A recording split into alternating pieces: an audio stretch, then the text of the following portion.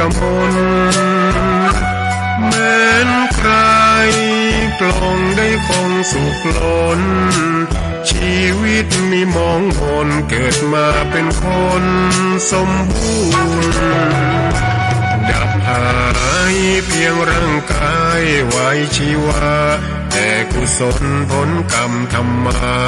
ย่อมแปลงค่ากลายเป็นทุนส่งผลให้ทุกคนเวียนวนไม่สุนสุขและทุกข์เป็นไปตามทุนที่พวกคุณได้ก่อทำมา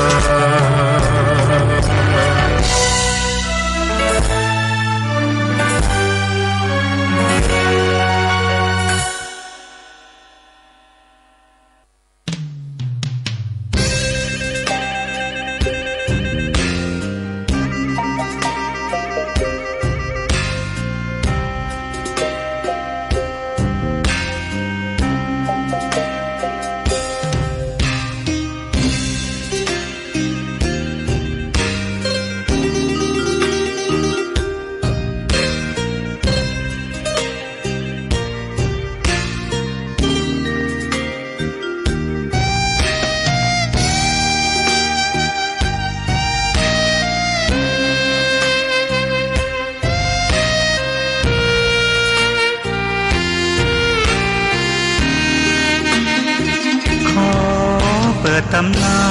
น1,300 กว่าปีแม่ชามเทวีสร้างพระเจดีย์ที่วัดดอยน้อยพร้อมเจดีย์โค้ง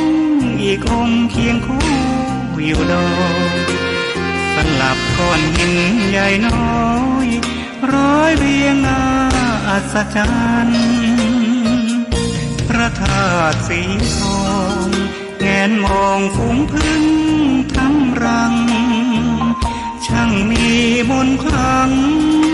พลังศักดิ์สิทธิ์บนนั้นกล่าวคำไหว้สากราบสักการะคนลุกคนชันสัมผัสถึงสายสัมพันธ์คงเป็นลูกหลานเคยร่วมสร้า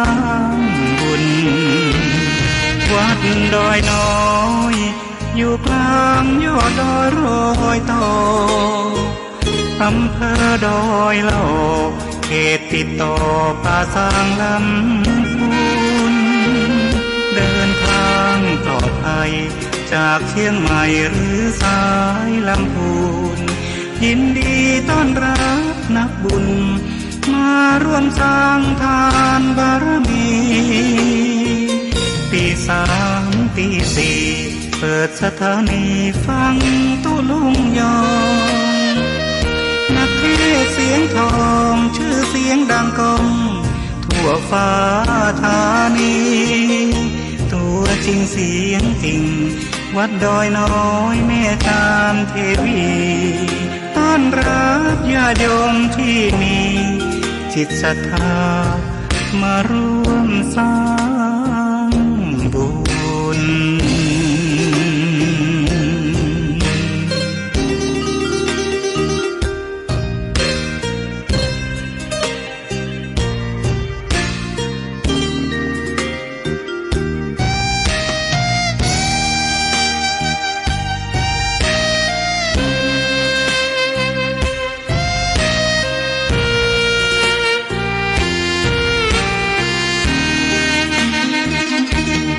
วัดดอยน้อ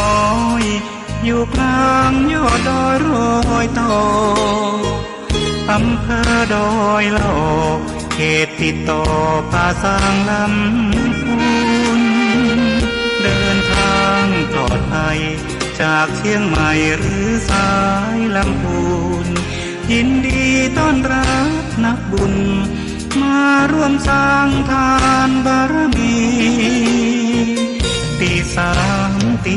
4เปิดสถานีฟังตุลุงยอง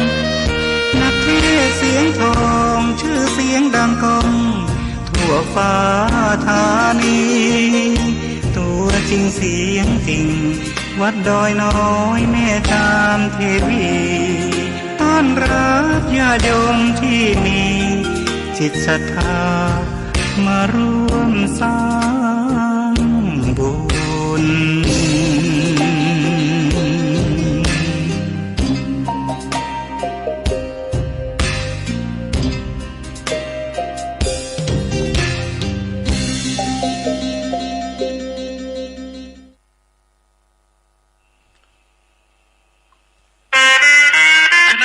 ครูบาอาจารย์พระนักจัดรายการสถานีวิทยุพระนักเผยแพร่เจ้าหน้าที่ผู้จัดรายการเครือข่ายสถานีวิทยุคลื่นสีขาวเพื่อชาวประชาขอเชิญพุทธศาสนิกชนนักศีลนักบุญทุกท่านร่วมทำบุญหล่อเทียนพรรษาประจำปี 2566 เพื่อสมทบทุนโรงเรียนทุ่งโป่งตำบลเมืองปานอำเภอเมืองปานจังหวัดลำปางและสถานีวิทยุเพื่อการศึกษาวิทยาลัยสงฆ์นครลำปาง FM 106.50 เมกะเฮิรตซ์ร่วมทำบุญแผ่นเทียนธรรมจักรแผ่นละ20 บาทหล่อเทียนพรรษาถวายวัดพระบาทอุดมตำบลเวียงอำเภอฝางจังหวัดเชียงใหม่หรือร่วมทำบุญตามกำลังศรัทธารอเทียนพรรษาจำนวน9 เล่มและถวายเทียนพรรษา15 หัววัดวันที่15 กรกฎาคม 2566 เวลา 8:30 นาทีถึง 17:00 น.ณ วัดตุ่งโป่งตำบลเมืองปานอำเภอเมืองปานจังหวัดลำปางเดินทางไปร่วมบุญถวายเทียนพรรษาในพื้นที่อำเภอฝางจังหวัดเชียงใหม่ณวัดพระบาทอุดมอำเภอฝางจังหวัดเชียงใหม่วันที่13 สิงหาคม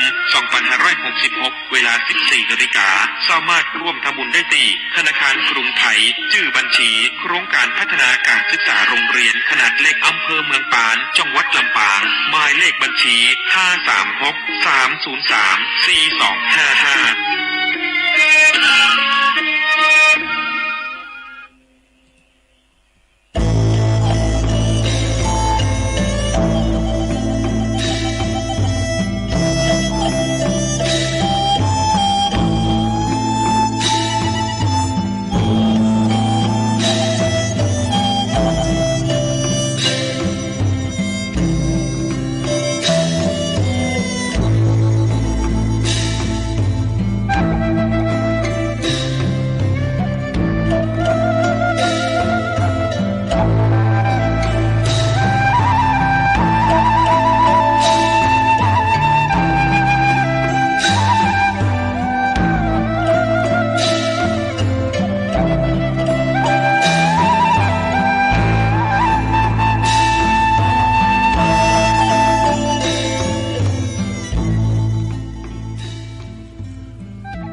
กำยองล้านนา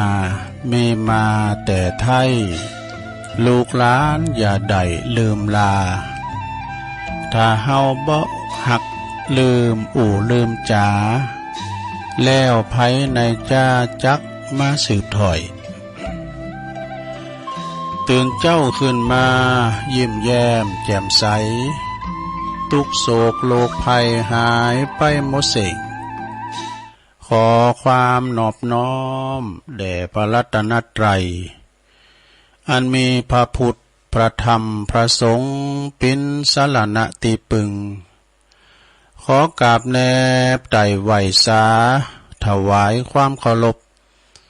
มายังครูบาอาจารย์พระมหาเถรานุเถระท่านเจ้าคณะพระสังฆาธิการพระภิกษุสามเณรเจ้าจุโตนจุองค์กุวัดวาอารามพลอมตึงสำนักที่ผักส่งตัวเนื้อขอเจริญปอนมายังบรรดาปอออกไม่ออกศรัทธาตันสาธุชนนักศีลนักบุญคุณดีทั้งหลายเนาะบ่ว่าจะเป็นปอหลวงแม่หลวงปอลุงแม่ป่าตั้งปีป่าหน้าเอานะศรัทธาตีนจ้องห้องวัดเถ่าแก่หนุ่มกำใจยิงต่างหลายตื่นจืนขึ้นมาเนาะแตกตื่นมื่นตาก็หมุนคืนมาฟังรายการซับเปเหละปากินกะขอนลุงไก่แจ้งรายการเสียงธรรมแสงทองก็ซึ่งดำเนินรายการหับผิดชอบโดยตนตัวแห่งอาตมาภาพเก่ากระผมตุลุงนันชัยวัฒนาคะเสโนแห่งวัดพระธาตุดอยน้อยตำบลดอยหล่ออำเภอดอยหล่อจังหวัดเชียงใหม่ ก็มาปบมาปะกันในยามค่ำคืนก่อนลุงไก่แจ้งนะในขณะที่บางท่านบางคนก็ยังลับไหลอยู่ในห้วงแห่งความนิทรายังฝันอยู่เนาะยามมออีอ๋อที่ว่าเป็นอาหารตานะพักผ่อนสายตาเนาะการรับอะไรในระยะมอยอ่ะมันรับคุณหนุ่มคุณกำนะแต่คุณเฒ่าอย่างเฮาในการตื่นมาก็เป็นว่ามันรับอ่ะนะกองก็ให้มันจะแจ้งมาได้นะอาจจะไปเยการบ่รอบตอบแทบกันไปเนาะฉะนั้นมาปะกันว่านี่เนาะศรัทธาญาติโยมทั้งหลายก่อนที่จะเแปดตังสถานีวิทยุคืนบุญต่างๆที่เปิดมีบุญต่อโสตประสาทหูเฮาได้ฟังกันถึงจ้องถึงบ้านตุลุงจะน้ำไหวพระกันเน้อเปิดความเป็นสิริเป็นมงคลพร้อมแล้วกราบหนึ่งกราบสองกราบสามอิมินาสกาเลนะพุทธังอภิปูชยามะอิมินาสกาเลนะธัมมังอภิปูชยามะอิมินาสกาเลนะสังฆังอภิปูชยามะอะระหังสัมมาสัมพุทโธภะคะวาพุทธังภะคะวันตังอภิวาเทมิสวากขาโตภะคะวะตาธัมโมธัมมังนะมัสสามิสุปฏิปันโนภะคะวะโตสาวกสังโฆสังฆังนะมามินะโมตัสสะภะคะวะโตอะระหะโตสัมมาสัมพุทธัสสะนะโมตัสสะภะคะวะโตอะระหะโตสัมมาสัมพุทธัสสะนะโมตัสสะภะคะวะโตอะระหะโตสัมมาสัมพุทธัสสะอิติปิโสภะคะวะอะระหังสัมมาสัมพุทโธวิจาจารณะสัมปันโนสุขโตโลกวิทูอนุตตโลปุริสตัมมัสสาลติสัทธาเทวมนุสสานังพุทโธภควติสวากขาโตภควตาธัมโมสันติติโกอากาลิโกเอหิปัสสิโกโอปัญญิโกปัจจตังเวทิตาโปวินโยเหติสุปฏิปันโนภะคะวะโตสาวกสังโฆอุจจุปฏิปันโนภะคะวะโตสาวกสังโฆ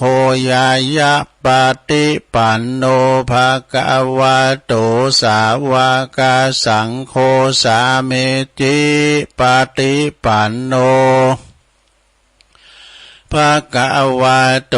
สาวกสังโฆญาติตังจัตตาลิปุริสยุคานิอัฏฐปุริสปุคลาเอสะภะคะวะโตสาวกสังโฆอาหุนายโยปะหุนายโยตักขินายโยอัญจลิกาลนิโยอนุตตลังปุญญเขตตังโลกัสสติ จะยันโตโพธิยามูเลสักกายานังนันทิวัตันโนเอวังตวังวิจัยโยโหเหจัยยสุจัยยมังคะเลอปัลลาจิตตะปัลลังเกสีเสปัทวิปุคะเลอภิเสเกสัปปะพุทธานังอากาปะโตปโมทติ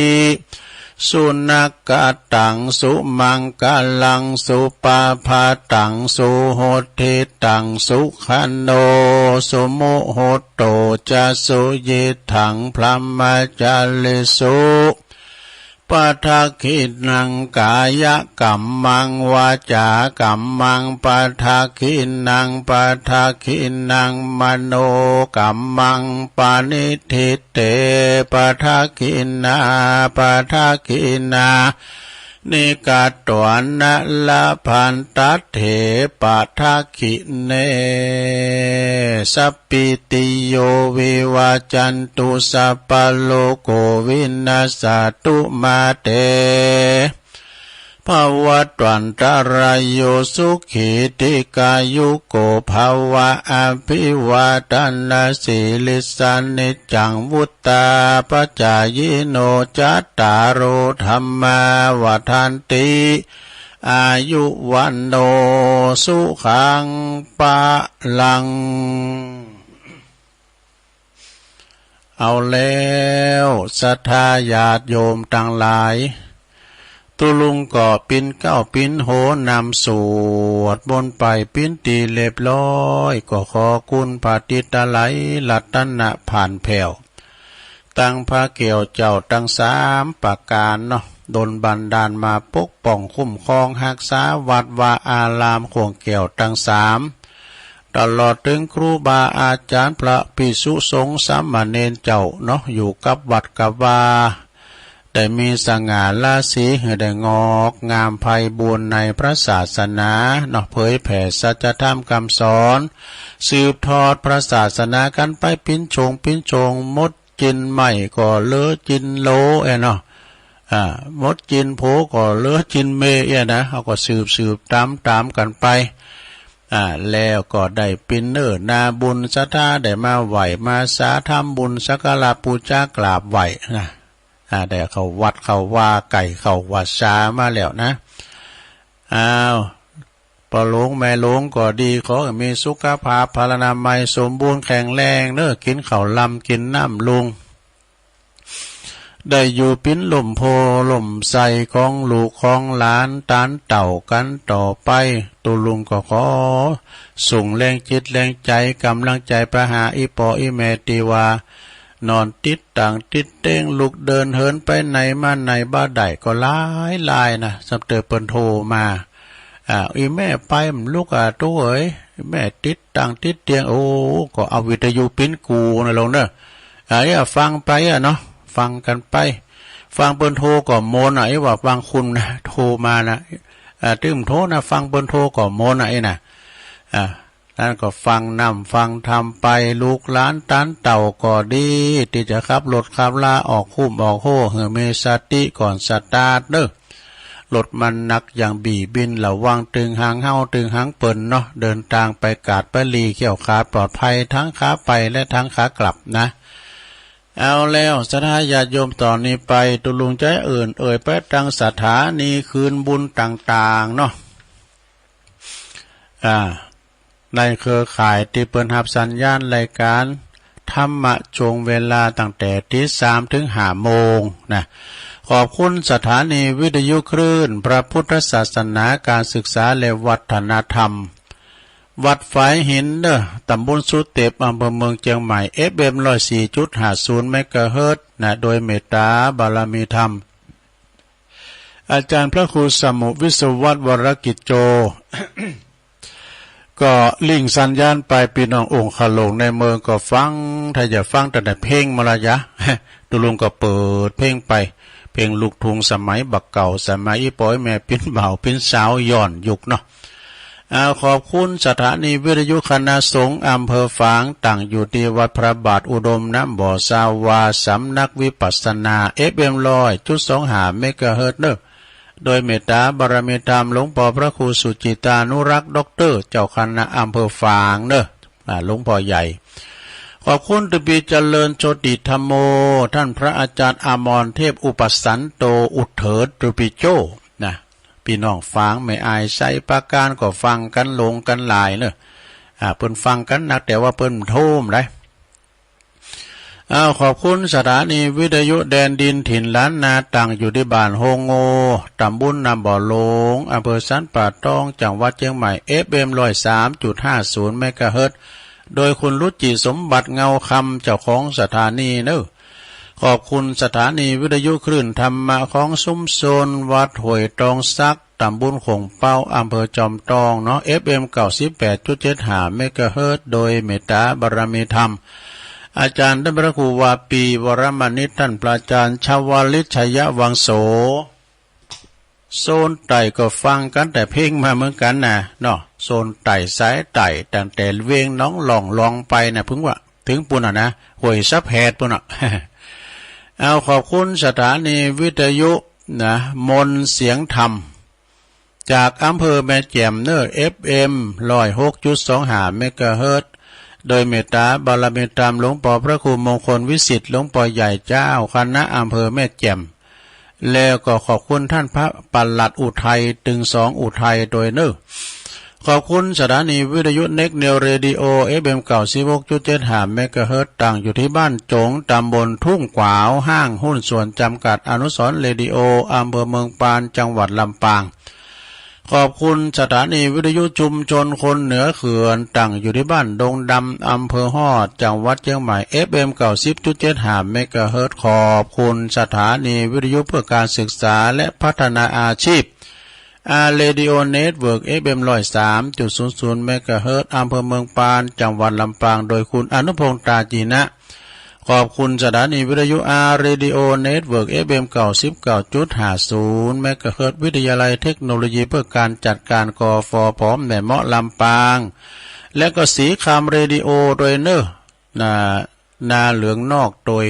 อันนี้เมืองนานเมื่อกันนะเนี่ยเนาะและทำสักบื้นนี้ก่อนน่านฟ้าเรดิโอนะคุณลุงนิรันดร์ปันดอนตอง FM 100.25 เมกะเฮิรตซ์เนอะอันนี้เป็นคืนบุญต่างๆนะลงเนอะคืนบุญที่เฮาได้ฟังกันก่อนเพราะว่าเปิ้นก็เกี่ยวกล้องสัญญาณไปนะเปิ้นต่อสายไปเนาะลง เปิ้นต่อสายลำโพงไปเฮาฟังถึงจะถึงบ้านถึงจ้องอันนี้เป็นบุญหูเฮาเนอะนะได้ฟังตื่นเจ้ามาก็ได้ฟังเสียงน้ำเสียงธรรมเนี่ยเนาะได้ฟังครูบาอาจารย์หลายก็หลายตุนหลายอุ้งมาออกอากาศแต่ก่อนออนมานี่เขาจะฟังน้ำฟังกลางสาบุญไปฟังปุ่นที่วัดปุ่นนะเฮินโซเฮินปล่อยกันนะแต่อันนี้ได้ฟังถึงวันเป็นกันมาอยู่อันนี้นะเป็นกันมาเป็นเจ้าตั้งแต่ตี3ไปนะถึงปุ่นเขานอนปุ่นลงฟังไปเด้อเนาะกลางวีกลางวันก็พักบันเทิงมีเพลงมีซอพองเองนะหลากหลายเนาะวันเสาร์วันติดนี่บ่าย3นี่มีรายการนะลงนะคุณก็โทรมาหาตุลุงแล้วลุงย่ำออกก็มาเป็นวันเสาร์วันติดนี่มีเนอะมันจะมี6 โมงถึง2 ทุ่มบุญแรงคำบุญนะบางคนนี่ก็ฟังแล้วก็มาถามว่าตุลุงย่ำออกสักกรรมวันเนี่ยวันศุกร์ตุลุงจะได้ออกแล้วเนอะก็เป็นรายการตุจอดตุอื่นกันต่อไปนะตุลุงก็ออก2 โหหางวันพฤหัสกับวันเสาร์นะแล้วก็วันจันทร์ก็บ่าย3 โมงมากลางวันมื้อแลงนะแล้ววันเสาร์ก็ตอนค่ำมืดมาค่ำมืดมาอยู่เนอะนะมาค่ำมืดเนี่ยก็6 โมงถึง2 ทุ่มนะก็ฟังกันไปแล้วน้องศรัทธาญาติโยมมาปักกันวันนี้ก็ตรงกับวันนี้เป็นวันที่23-24กันเนาะวันนี้นะเป็นวันเสาร์ศุกร์เอาเหล่าเสาร์เอาหน่วยวันนี้ก็เดือนมิถุนายนไก่จะเสี่ยงแล้ว2566มิถุนาเสี่ยงไปก็กรกฎาเข้ามาไก่เข้าว่า3จะ1-2เดือนหน้านี่มันจะนะเข้า1-2 เมษาสิงหาปุ่นเด้อลงเด้อสิงหาปุ่น นะฉะนั้นวันนี้ก็ศรัทธาตามเนาะตามแต่ที่เฮาได้ว่าไว้ทุกวันเสาร์วันนี้เป็นวันหอแล้วนะพูดกับวันศีลแล้วเนี่ยวันนี้ตุลุงก็ยกวัดมาบาทมีกิจกรรมทำแล้วนะจะมีการโยงเข่าบาทโยงเข่าพระเจ้าโยงขันเกี่ยวทั้ง3แล้วก็ปันศีลปันปอนนะปันศีลปันปอนสมมติว่าเราไปวัดเนี่ยลูกเนาะโทนกรรมเนาะกรรมต่างๆก็มันจะหอมจะหายจะเลื่อนลางจากความทรงจำของเราไปก็ตามกรรมตุลุงเนี่ยเด้อจูเนี่ยเด้อผมเลยว่าก็จูเอาศีลเอาธรรมเนี่ยลูกเด้อจูเอาศีลเอาธรรมเนี่ยพวกนี้ก็เดินซิปออก8 คำแล้วกันเนาะต่อนนี้ไปพร้อมแล้วบอจะทำกิจกรรมกันเน้อการเดียวนี้โจงสุดท้ายตอนที่2ชั่วโมงที่2ตุลงจะเต็ดน้ำเต็ดธรรมเรื่องหยังตุกรรมวิบากเด้อกรรมวิบากก็มีปอสมศักดิ์แม่เพนขาวเตี้ยนะบ้านตาจ่างเปิ้นตันน้ำตันทำไปหาคุณพ่อปอน้อยปันแม่น้อยปอน้อยปออุ้ยน้อยปันแม่อุ้ยเงินจินาอิเด้อนะที่ลงรับดับขันไปสู่ปาราโลกไปหน้าแล้วก็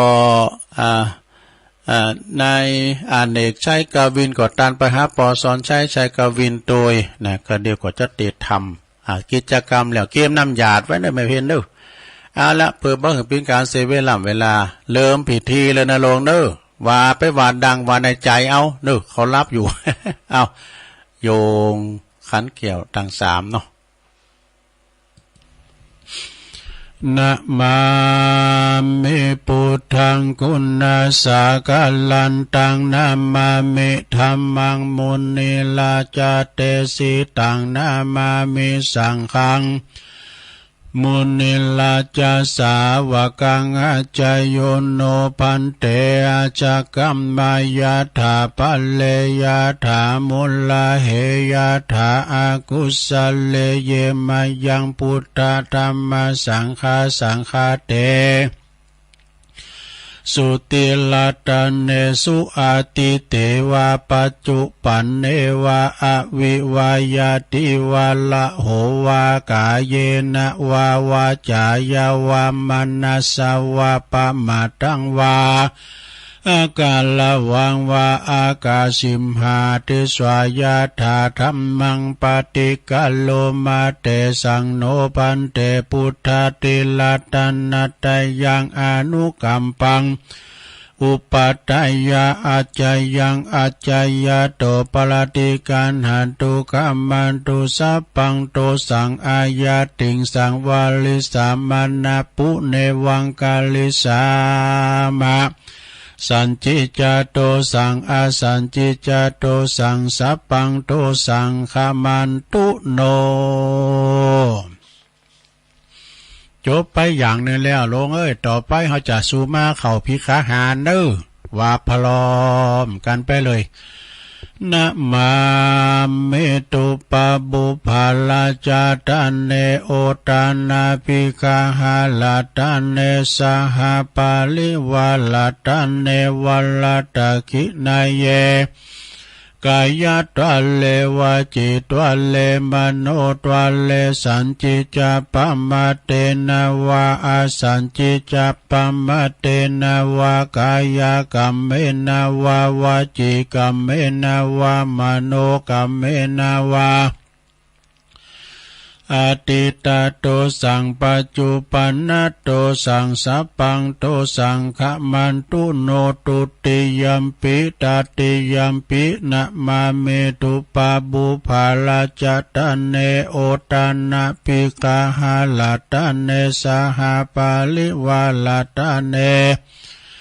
วัลตะคินัยเยกายะตัลเลวะจิตัลเลมโนตัลเลสัญจิจัปปะมะเตนะวะอาสัญจิจัปปะมะเตนะวะกายกัมเมนะวะวะจิกัมเมนะวะมโนกัมเมนะวะ อติตาโตสังปัจจุปันนโตสังสัพพังโตสังขมันตุโนเอาแล้วจบไปแถมอย่างนี้แล้วลงเฮ้ยโทนความจำเนื้อว่าตัวเต้นเนื้อลงปู่จานใครว่าเว้ยไปนี่เอาจ้าให้หน่อยให้ฟ้าวอย่างนี้แน่จะไปเก็บน้ำใยอยู่นี่ จะไปเฝ้าไปฟังในลงเนี่ยกอยวาไปอ่ะเนาะมันหลาดนิดหน่อยมันหน่อยห่อนตองดิไฟใหม่ล้องเข่าไอ้เนาะต่อไปก็เขาจะได้โยงเข้าไปเจ้าเด้อผู้ลามอื่นละนะอิมังโอตานาปินดาตานังติลาตานานังสกัจจังเตมาปูเจมาตุติยัมปิอิมังโอตานาปินดาตานังติลาตานานังสกัจจังเตมาปูเจมาตาติยัมปิอิมังโอตานาปินดาตานังติลาตานานังสกัจจังเตมาปูเจมาติกาลตังหิตายาสุขายายาวันนิปานายาสังวตันตุโนอีกาไปเอาโวยกาจ้าพ้องกับผู้จานต่อไปก็จะได้โยงเข้าพระเจ้าแล้วผู้ลามอื่นทีเดียวสาธุองค์กาสะโอตันนาปินดาตานังติลาตานานังสากาจังแต่บัดใจจะได้ผู้ลามผู้จานมันก็ว่าไปเลยชุมาเนี่ยลงเนอะมันสลัมเพราะหน่อยผู้จานเก้าย่านมันเก่าชิบตายแล้วโยลาไหลเจอในทุกคำยอมเนี่ยเป็นผู้ปอจานนี่เก่าชิบไปลาไหลเจอคำยอมต่อไปเอาไหมตั้งเก้าไหมสาธุโอกาสะโอตานาปินดิปาตังตานังนิปานาปัจจโยโหตุโนนิจังโอตานาปินดิปาตังตานังนิปานาปัจจโยโหตุโนนิจังโอตานาปินดิปาตังตานังนิปานาปัจจโยโหตุโนนิจังเอาแล้วสัทธาญาติโยมทั้งหลายหลังจากเข้าโยงเข่าบาทโยงเข่าพระเจ้าไขกะติกไอออกจุงแล้วเนาะตอนนี้ไปก็จะได้ไปตั้งแถวเนอะยายแถวกันตั้งแต่ปุ้นหน้าห้องหลวงครูบาปุ่นเนอะแล้วก็ปัจจัยเทวบุตรอยู่แถวหน้าแม่ยิงเทวดาอยู่แถวหลังนะก็ไผ่ซุปแคบก่อนถอดเกลือไปนู่นไผ่ซุปหมกอุ่นก็ถอดกูไปตอนนี้ก็ขยมเนอะสอหากะละมังทางเปนะสอหาเข้าสอบถ่ายเข้าออกบาทนะสูเขาไปอยู่ไหนมันเกี่ยมคำมามันจูเขาอ่ะมีไหนอันนี้โกละหนหมดมาพอกันไปนวงงุ่มกันอยู่หันนี่มันเดินขยมอ่ะเอาขัดใจโว้ยเนี่ยตุลุงทาเขาลุงมาบนละลุงโฮมาบนละนะสะท่าเขาก็โยงเข่าเจาะใส่เก่าใส่โฮเนอะลำเปิงเข่าอธิษฐานในจิตในใจว่าข้าวของข้าพระเจ้าขาวดังดอกบัวยกขึ้นเหนือหัวถวายแด่พระสงฆ์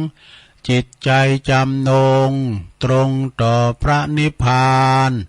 ขอให้ถึงเมืองแก้วขอให้แคล้วบ่วงมารขอให้ทันศาสนาพระศรีอานในอนาคตการโน้นเทินยอกเจาะใส่เก่าใส่โหปิ้นตีเรียบร้อยเอาละเนอสุขโหมะไปใจนะลงเนอสุขโหมะไปใจก็ยอกก็หยองเอาใส่ในบาทจะไปซีมือเลนถูกบาทเนอแล้วจะไปอู่กันเงียบไว้เนอสุขโหมะไปใจ โอ้เขารุ่นบาทที่ตุลุงทาพี่ไม่ไหนขยมเขารุ่นบาทเตียวไป2-3ก่าวก็ติ้มบาทคนศรัทธายังไม่หลายลำเลยมีกี่ราคา300ปลายนะตุเจ้าไม่กี่ตูนก่อนตุลุงทายพอหน่อยมัน2ตูนปวดโทมันสมดุลกันสักน้อยตุเจ้ายังไม่น้อยเน้นเหลือ2ก็ตุเจ้าเหลือตุนมาทำ7ตัวแมวทำ8ตัวดูโอ้ตกโตทำได้นาบ่เนาะมาอยู่ตามหลือไปหานกกาแก่นะโอ้อยู่เป็นกูเขาหนูแล้วนะบ่มีกษัตริย์ลิสานนี่อยู่ก็วัดฉะนั้นญาติโยมทั้งหลายตอนนี้ก็ใส่บาตรตักบาตรกันเขามาสู่ในศาลาเป็นตีเรียบร้อยขึ้นมาสู่ในศาลาวิหารเป็นตีเรียบร้อยครูบาอาจารย์พระสงฆ์องค์เด่นก่อนนางอยู่แตนสางแล้วตอนนี้ไปเฮาจะเริ่มทำพิธีเนื่อจะจิถูกจิตเตนนะปูชาพระแก้วเจ้าทั้ง3ประการวันนี้ได้รับความอนุเคราะห์นะได้รับเกียรติจากท่านผอ.เฮาเน้อท่านผอ.เปิ้นก็หมู่เข้าในวัดในว่าเขาถึงถ้ำนะเนี่ยผุนนำนี่นะเข้าในวัดในว่านะจะซักซิดขึ้นมาจัดหนักเน้อหูศาสนาพิธีนะจะเป็นใหญ่เป็นโตไปดังหน้าการว่าเขาวัดในนี่คะแนนมันมากึ่งนึกก็รู้ว่าผู้แทนสอนะเขาวัดเขาว่าฮับใจฮับซอยตั้งวัดตั้งว่าต่างตู้เจ้าไปหันไปหนีนะครับรถขับล่ามันถึงเข่าตากรรมการเนอะอย่างไปไอเสน่ใจวะกะเนาะไอเสน่นะอบตเสน่ตังปุ่นมาสูงตุลุงไล่เดินละดูอบตเสน่นะใจวะกะปุ่นอยู่ตั้งโบกก็หาเอาละเนาะตอนนี้ไปขอเชิญปอครูโอน้อยหน่อยเนาะปอครูศรัทธาเฮาตั้งหลายบัดเดี๋ยวนี้ได้สมัยการเวลาแล้วเนอะต่อไปก็จะได้ประกอบพิธีจุดเทียนธูปบูชาเอาป้อล่ามจุดเทียนจำนวนตั้งมั่นไว้ก่อนวันนี้ได้รับเกียรติจากท่านผอ.เปิ้นได้มาทำบุญกับหมู่เฮาเจ้าข้าตั้งหลายก็ขอเชิญท่านผอ.เป็นประธานในการจุดเทียนธูปบูชาพระรัตนตรัยทุกท่านปนมมือเน้อเงียบนะครับเสียงมันโลมันปะคูดปะคูเพิ่นจะหำให้ดอกใจดีเป็นพระพุทธใจบริสุทธิ์เป็นพระธรรมใจงามเป็นพระสงฆ์เพิ่นลำดับไปนะปะคูเพิ่นวาโมนฟังแล้วก็ซึ้งใจนะเอาละหลังจากที่ท่านผอ.หันผอ.คงเฮนเฮาเนาะเปิ้นได้จิเตนเป็นตีเรียบร้อยต่อไปก็อันผู้ช่วยเฮาเกณฑ์ขันศีลหือครับตุลุงทากรรมหือครับอันครูบากรรมเอาละตอนนี้ได้เวลาเนี่ยผู้จานว่าไปเลยมันลาแล้วต้องเต้นเหมือนขาเขาจะไปเยการอยู่ไปใส่ลำไยไปมัดหอมอยู่แม่เพนเขาเอาแล้วเนาะตอนนี้ศรัทธาญาติโยมทั้งหลายเสาร์ไหนเขาก็มาเอาศีลในเตอหนึ่งเนาะศรัทธาเนาะเป็นการทวนความจำอีป้อยเมย์เขาได้ไปวัดไปว่าไข่ไปใจได้ตื่นกับด้วยใจนี่ติดวัดปวดนะแล้วอ่อนความมือไปก็ไปตุกไปต่าวก็แต่เนาะเมื่อเดี๋ยวนี้ตุลุงยกวัดมาบ้านแล้วเนอะยกคนเดียวก็แป้เนาะเอาวิจารณ์ว่าไปเลยเอาศีลด้วยกันในลงเนอะศีลหาเนอะมายังพันเตติสาลันเนนะสหปัญจศีลานิยาจามะตุติยัมปิมายังพันเตติสาลันเนนะสหปัญจศีลานิยาจามะตติยัมปิมะยังพันเตติสาลันเนนะสหปัญจศีลานิยาจามะนะโมตัสสะภะคะวะโตอะระหะโตสัมมาสัมพุทธัสสะนะโมตัสสะภะคะวะโตอะระหะโตสัมมาสัมพุทธัสสะ นะโมตัสสะภะคะวะโตอะระหะโตสัมมาสัมพุทธัสสะพุทธังสรณังคัจฉามิธัมมังสรณังคัจฉามิสังฆังสรณังคัจฉามิตุติยัมปิพุทธังสรณังคัจฉามิตุติยัมปิธัมมังสรณังคัจฉามิตุติยัมปิสังฆังสรณังคัจฉามิตติยัมปิพุทธังสรณังคัจฉามิตติยัมปิธัมมังสรณังคัจฉามิตติยัมปิสังฆังสรณังคัจฉามิติสรณะขมานังนิทิตังปานาติปาตาเวละมณีสิกขาปตังสมาธิยามิอตินนาทานาเวละมณีสิกขาปตังสมาธิยามิกาเมสุมิจฉาจาลาเวละมณีสิกขาปตังสมาธิยามิมุสาวาทาเวละมณีสิกขาปตังสมาธิยามิสุราเมรยะมัชฌะปมาทฐานาเวละมณีสิกขาปตังสมาธิยามิอิมานิปัญจสิกขาปทานิสีเลนะสุขติงยันติสีเลนะโภคสัมปทาสีเลนะนิพุติงยันติตัสมาสีลังวิโสทะเย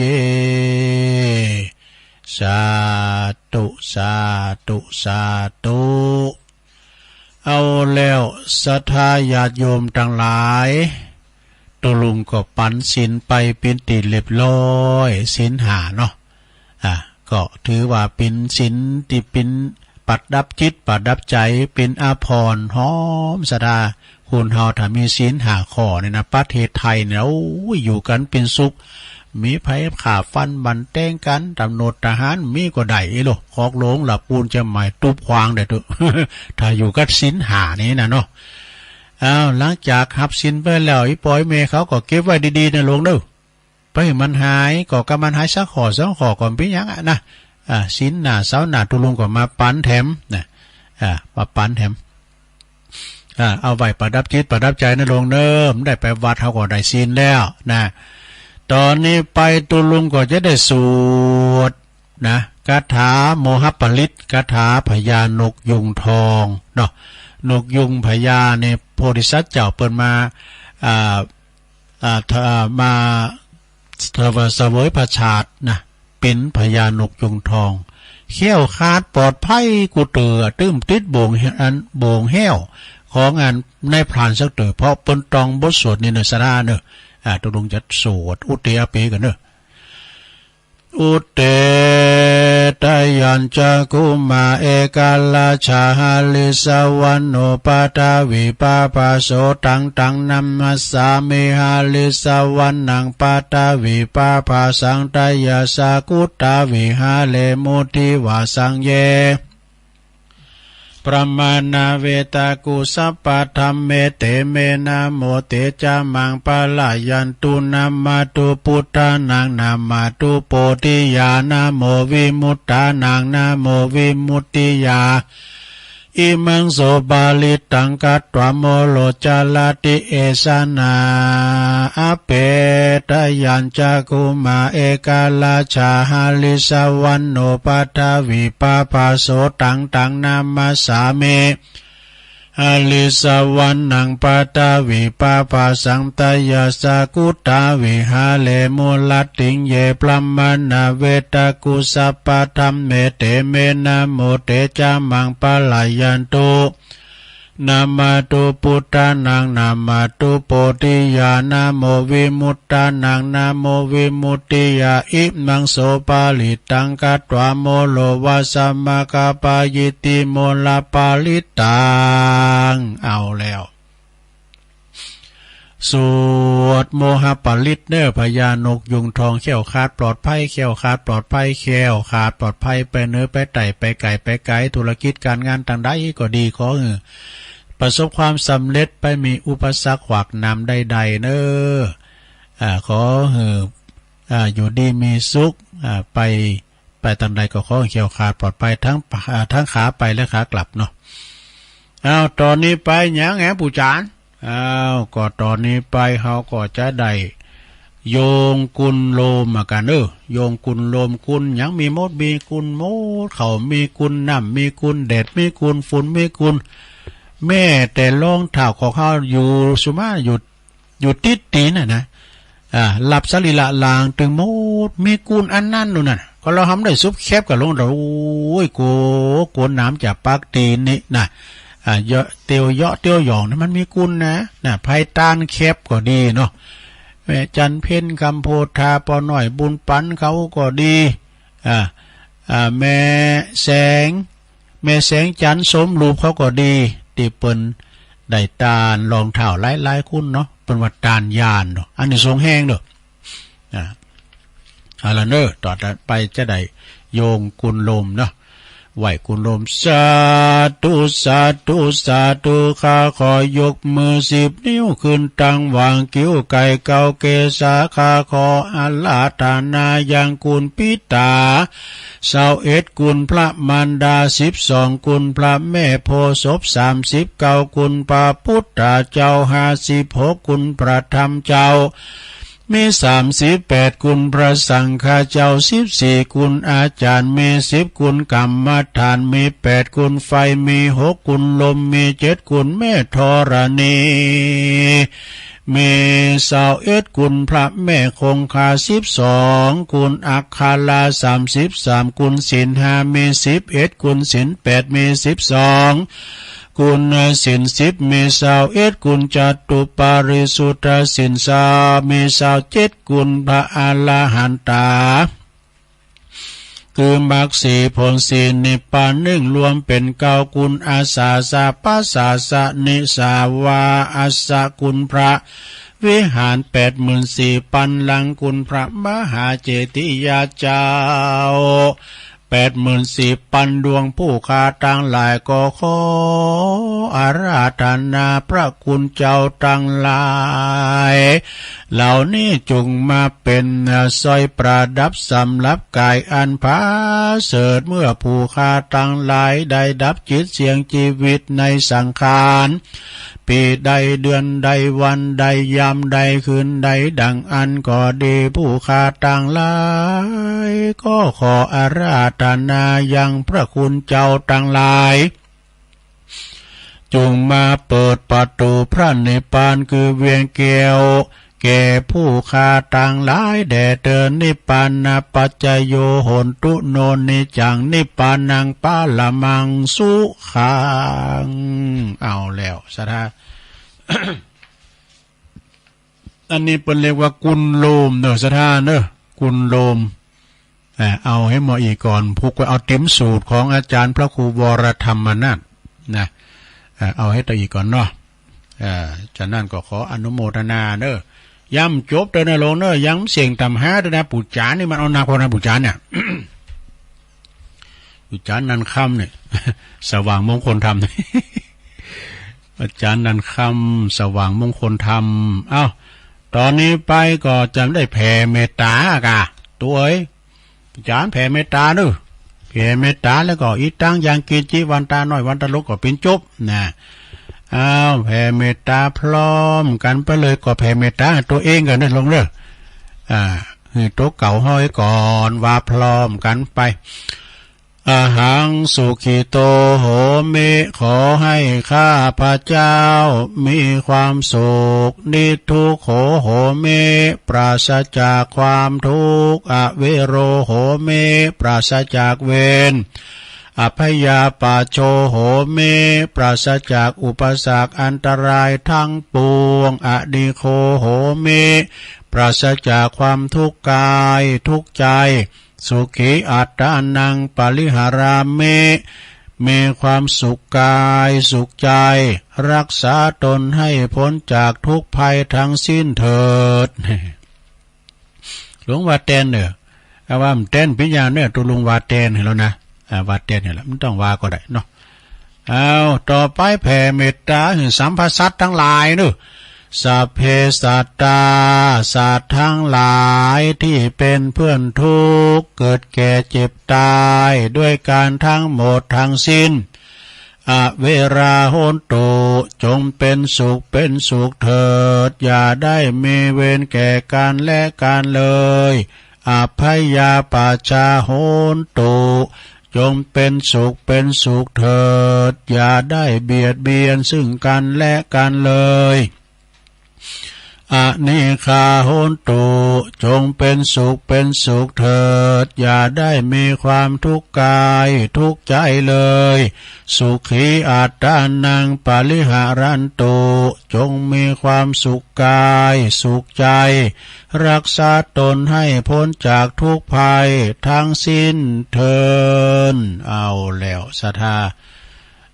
อันนี้เป็นการแผ่เมตตาได้ลงเนอะแผ่เมตตาข้องเฮาอยู่ดีมีสุขนะต่อไปเอาเป็นไทยอะไรทำไมให้กำเนาะข้าพระเจ้าขออุทิศข้าพระเจ้าขออุทิศผลบุญกุศลนี้แผ่ไปให้ไพศาลถึงบิดามารดาครูอาจารย์ทั้งลูกหลานญาติมิตรสนิทกันคนเคยรักเคยชังแต่ครั้งไหนขอให้ได้ในกุศลผลของฉันทั้งเจ้ากรรมนายเวรเทพเทวันขอให้ท่านได้กุศลผลนี้เทินสัมภาษาทุกท่วนหน้าเทพารักษ์จงประจักษ์ในกุศลผลนี้นะขอให้ท่านประสบสุขทุกเวลาสมดังข้าอุทิศให้ด้วยใจเทินเอาแล้วศรัทธาญาติโยมแผ่เมตตากันไปปิติเรียบร้อยจะภาวนาผ้ากันนะแม่เนาะจะภาวนาก่อนไม่รู้ว่าถึงภาวนอนเนี่ยละเหรอเนาะภาวนาเดี๋ยวเอาอีตั้งเลยนะหยาดน้ำนะลงเนอะหยาดในจิตในใจเอาต่อไปเราก็แผ่เมตตาแบบปื้นเมืองเนอะเหมือนกันหมดเนาะอิตังตานากัมมังนิปานาปัจจโยโหนตุโนนิจังอิตังศีลากัมมังนิปานาปัจจโยโหนตุโนนิจังอิตังภาวันนากัมมังนิปานาปัจจโยโหนตุโนนิจังยังกินจิกุสลังกาตาปังสกัมมังสเปหิกาเตหิกาตังปุญญังโนอนุโมตันตุสุนันตุพนโตเยเตวะอัสสมิงทานเนอาติกาตาธิกายุกาสัตตาหนตุสัพพสัตตาอสุขีอัตตานังปาลิหาลันตุมาตาปิตาสุขิตาหนตุตุขาปะมุนจันตุสัพเพยติกาสุขิตาหนตุตุขาปะมุนจันตุสัพเพยอายาตากาสุขิตาหนตุตุขาปะมุนจันตุสัพเพปิสาสัพเพยาขาสัพเพเปตาสุขิตาหนตุตุขาปะมุนจันตุสัพเพนาคาตาสุขิตาหนตุตุขาปะมุนจันตุสัพเพทุกขาปมุญจันตุสัพเพเทวาสุขิตาหนตุทุกขาปมุญจันตุสัพเพอาจาริยุปัจจยา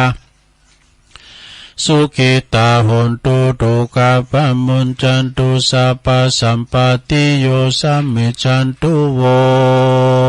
เอาแล้วศรัทธาญาติโยมทั้งหลายปู่จานแกก็ปู่ลามก็ช่วยกันพอกะบ้าช่วยกันเต้นี่ปู่จานนี่ก็เห็นก็จะสมัครเนี่ยเนาะก็มันเท่าแล้วนี่92แล้วเนี่ยเขาคำเป็นโลกต่อไปวันตาหลวงเด้อวันตาเมพุทธังสัพพังเมโตสังกัมมาตัมเมปันเตวันตาเมธัมมังสัพพังเมโตสังกัมมาตัมเมปันเตวันตาเมสังฆังสัพพังเมโตสังกัมมาธัมเมปันเตวันตาเมกาลุอุปจาจาริเยสัพพังเมโตสังกัมมาธัมเมปันเตวันตาเมกัมมัฏฐานังสัพพังเมโตสังกัมมาธัมเมปันเตวันตาเมอาลาเมปัตตสิมายังสัพพังเมโตสังกัมมาธัมเมปันเตวันตาเมเจติยัง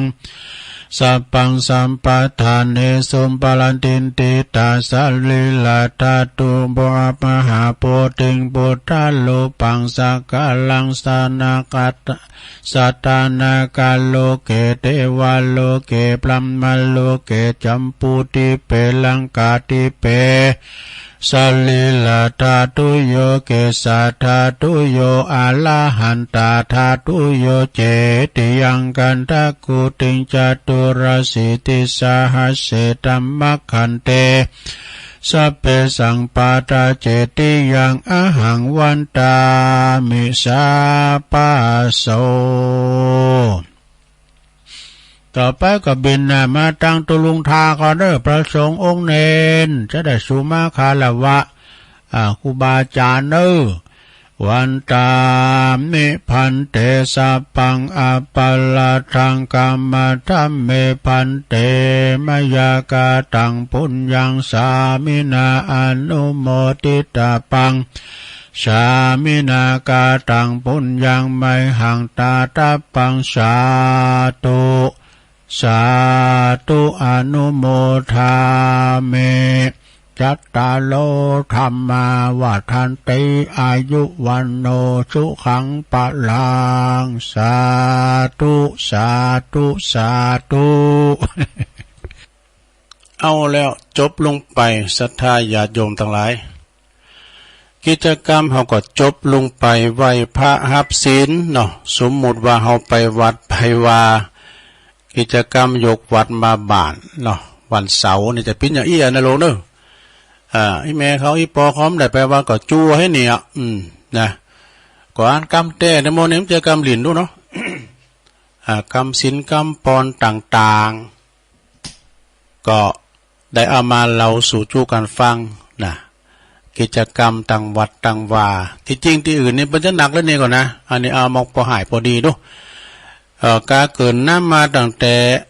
อลัมพบุตรเรื่องงานโหต่างงานสถานีแล้วก็กิจกรรมชั่วโมงหนึ่งบดีลงดู ชั่วโมงบดีเนอะตอนนี้ไป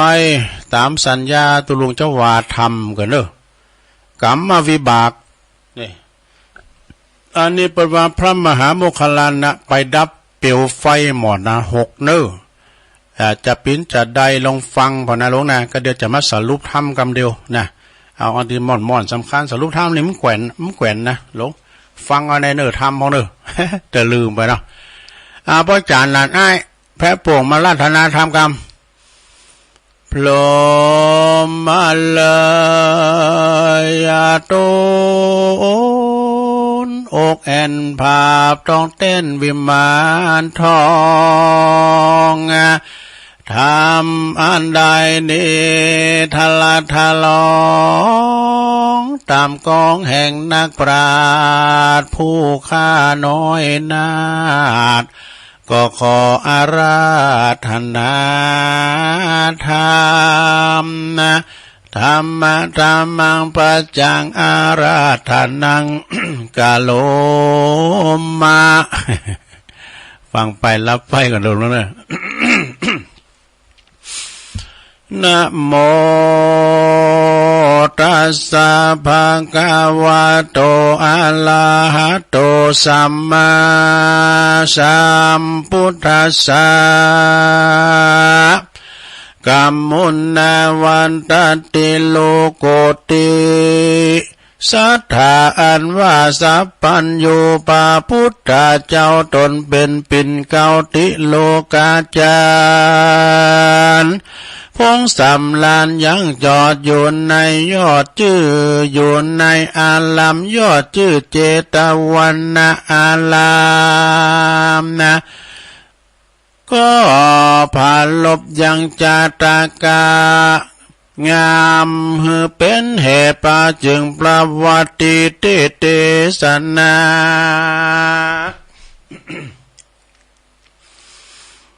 ยังกาถาอันนี้ดังจากงาเก่าจี้ยาวไปยะถาและมีสันใดตาถาในกาลยามนั้นลาวพระพุทธเจ้ายอดสาธาเมื่ออยู่ในธรรมศาลานั้นเรามาหาเถนเจ้ามาโมคคัลลานะต่างภิกขุสังฆามวลหมู่มาพร้อมหน้าอยู่ฟังธรรมพระองค์คำโตโยดก็เทศนาโพธสอนปานกล่าวถึงสวรรค์จันทร์ฟ้านั้นลูกกล้าอาบายถึงยิ่งใจลูกตายว่าภัยสร้างกรรมไว้สันได้กรรมก็จักไปตอบสายเหือได้ไล่แหลดีกันอากาศลีกลายหยาบกาตำบาปจังไรกันก็ไก่ลาพลากตายเสียจากเมืองคนย่อมเอาโตนไปใหม่ไปใหม่ในกลุ่มไตอเวจีกันสร้างกรรมดีบ่ขาดมีสินสะอาดรักษาการมอล้านนามวยมั่งจากโลกกว้างเมืองคนบุญจักบันดลไปเกิดในห้องฟ้าเลิศเนลปานนะการนาปลาจินนามาโตนผ่องแผ้วเตสันนาธรรมแล้วสุดปายปาปิคุต่างหลายมนหมู่ต่างสาธุอยู่ยินดีตีนั้นตนบุญมีโมคคัลลานาเทนเจ้าก็ทำพระปิ่นเก่ายอดสาตาว่าพันเตภะกาวาคะแด่พระพุทธเจ้าผู้ข้าเนเล่าสงสัยว่านาโลกายบ่อไหลบ่อเกยใดไปหันจักกวางกี่ปันกี่โยชน์เพศมีกี่โกดรู้ใครรู้เขากาถาเขาทันลงวิบากอยู่สันได้ข้าขอไปเล็งพอเฮือแจ้งต่อขียาขอพระบุญนาตนองค์อาจได้อนุญาตโปร่งวางเพื่อเป็นนาต่างคาแก่ข้าได้ไปผ่อนนันโลกกล้าอาบายแด่เตอตีนั้นสัพพัญญูพระพุทธเจ้ายอดศรัทธาพิจารณาสันติก็หันเป็นที่กองดีก็ขาย ว่าที่กล่าวถอยอนุญาตปล่อยวางไปที่นั่นพระตนสินใสบุญใหญ่ฤทธิใจสามัญก็ยอมมือสารก้มกล่าวไว้พระเป็นเจ้าสามโหนแล้วก็ก้อยคดตน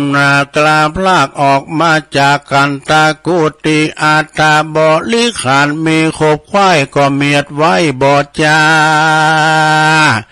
แล้วก็สายองขึ้นเมืองฟ้าไปบนก็ได้ไป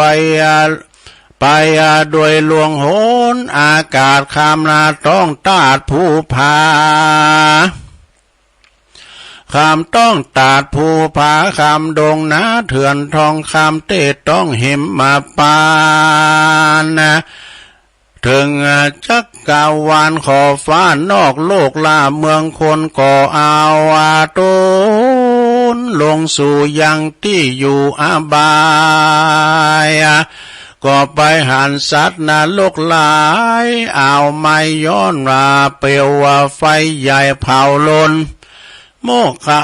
มหาโมคาลาตาโตนองอาจก็บ่ขาดคุณนาใครโพสัตตามวลโมอันถาลงตุกอยู่อาบายก็พานลำพายบ่จะสวดมนต์กล้าบัดเดียวดับเปียวดับยังเปียวไฟนาลกอันจักยกฝูงเพศออกจากเขตเครื่องขีว่าเทโลโมคัลลานนนัลลกัตตังโลหะกุมปิติสวะอาคิปัตตะนะโมพุทธายะนะโมธัมมายะนะโมสังฆายะอิสวาสุ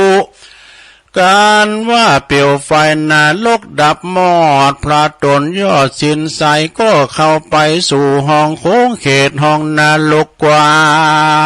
งก็ไปหันสัตว์อยู่สร้างไม้มาดลอยเลือดย้อยหยาดแดงแพงหอกดาบแดงเสียบต้องพดนาหลอดห้องสันลังครางดังอดเอาไฟไม่เอาทะโลนตัวเป็นคนแต่ว่าหัวเป็นวอกอยากนาคิ้วออกอยากงานนาหลอกอยากคิ้วต้องเกาะต้องเอวก็มากิ้วหลังกัวป้องก็มีตัวเป็นมาเต้ามีนาเป็นมาพ้องกอมนาพ้องนั้นนาเป็นไก่ตัวนั้นใส่เป็นคนพ้องก็มีตัวตนดูหลากดังข้างคากนางลายพ้องก็เป็นงัวเป็นควายแต่ลาวหัวนั้นเต้าหัวเป็นเต่าหลังโกพ้องก็มีเนื้อตัวพลักพลอยเลือดหยาดย้อยเป็นสายมีนอนหลายยายาบกินเมนสาปานผีสัตว์นรกเมนมเท่าหันพระเป็นเจ้ามาไกลก็ปากันมาไว้เปลี่ยนจุลีแล้วก็มาไขวาตีกล่าวถอยมีบ่อน้อยหลายประการว่าข้าแด่พระทะลงยานตนวิเศษมาลอดเขตอบายขอพระบุญภายโยดใดภายโพดคุณได้นำปาหมู่เพศพ้นจากเขตอเวจีเดเตอตีนั่นพระมหาโมคคัลลานก็มากันว่าเพศว่อนหวานขับไว้ก็เข้าไปไกลถามดูว่าจุมหมู่สูภายเพศตกอยู่ในเขตอาบายกรรมสั่งหลายกรรมสั่งหมายตอบสายจึงมาตกไล่เครื่องขี่เพศอเวจีหนุ่มท้าวก็มาเล่าแต่เก้าสุดปลายว่าผู้ขาตางาลายชาติก่อนเกิดอยู่บ่อนเมืองโคนมีใจท่าล้นถอยจาคาสัตว์ใหญ่น้อยนาลักเอาเข้าของคนอื่นมากินมาย้ายพ้องก่อไล่ความพ้องถอยไล่มัวดำปอมเงินคำบาทบางโลภตาจ้างแต่แดนนาโลภที่วัดที่ว่าอาวาสโลดที่ประทาตของทรงโลภเขตปงแดนป่าโลภป่าจ้าสาทานโลภเอาที่สาทานเสื้อบานโลภเอากวานล่องนองอันเป็นกองของนาโมล่องน้ำอยู่ล่องน้ำมีอยู่ถมเอาบาปบ่อเบาแต่ใจต่างเตียวไตมากาแ ต่างเตี้ยวไต่มากาลบเอามาบ่อยันเอาเขตบ้านมาเป็นของตัวสะพานขัวเตียวไต่เผาบ่อไว้วายวอดเย็บใบบ่อแต่เราลักของลักผาเจ้าไปขายลักของส่งหลายบ่อไว้ลักเอาได้นำนี้ตั้งของเจดีย์ประทาตอยู่อาวาสของสงฆ์ได้หลังได้ลงตั้งถอยบ่อไฟห้อยตั้งทำป่าประกำหยาบลายดูตัวตอบสายลาวีกันว่าข้าตายนี่มวยมากจากโลกกว้างเมืองคนป่าประกำตนสร้างไว้ป่าไปตกนรกใหญ่อบายเสวยตุกหลายไม่มาดบ่เว้นขาดคืนวันขอพระถัดลงทำตนบุญกล้าได้ช่วยผู้ข้าป่าพ้นจากต่างตุกยากทรมานแด่เตอตีนั่นพระมหาโมคคัลลานาเถนเจ้ากันว่าเพศหนุ่มทาวรวันแม่นสงสารแต่ใส่ก็ช่วยบ่ได้เป็นไม้ก็รีบคนควายพันภายบ่อจ้าไปสู่นรกกล้าทัดไปเพศอยู่ในหลายหลากได้ถลงวิบากเครื่องกาเพศนานาฝูงนี่ต่างเก่าจี้ไข่ต่างเก่าจี้จะขายเก่ากำออกไปว่าไฟแป้น้ำแป้ไฟบ่อขาดพร่ำยำบ่อขาดพร่ำยำวันพระทันลงทำต้นองอาจบ่อละขาดคุณนาหันกับตาเป่งปล่อยได้ยินทีถอยกับหูกาดนิ่งอยู่สันทีว่าเพศมนนี้ประหลาดมันโอกาสขี้ยาบ่เคยฟังมาแต่ใส่กวนจักใดจะถามเฮือหู้ความที่แจ้งเฮือเสียงแห่งสงสัยการว่ากะเน่งนายเมี่ยนจอดก็เดียวสอดไปหาแล้วก็ถามเพศนั้นนาม้วนโมว่าสูสังกะอูกรรมเป็นสันใดว่าไฟแป้น้ำแป้ไฟดูกะทำตุกล้ำนำนาดูถ้าลงตุกล้ำนำนาสันใดจานั่นใสจุงบอกเล่าตามเมเพศอเวจีม้วนโมอันถ้าลงตุกอยู่เครื่องเข็นกันว่ามหาเถรเจ้าผู้ใหญ่มาอยู่ไกลจะถามย้อนใครรู้ความงาเงื่อนเก่าก็ตอบเล่ากำไป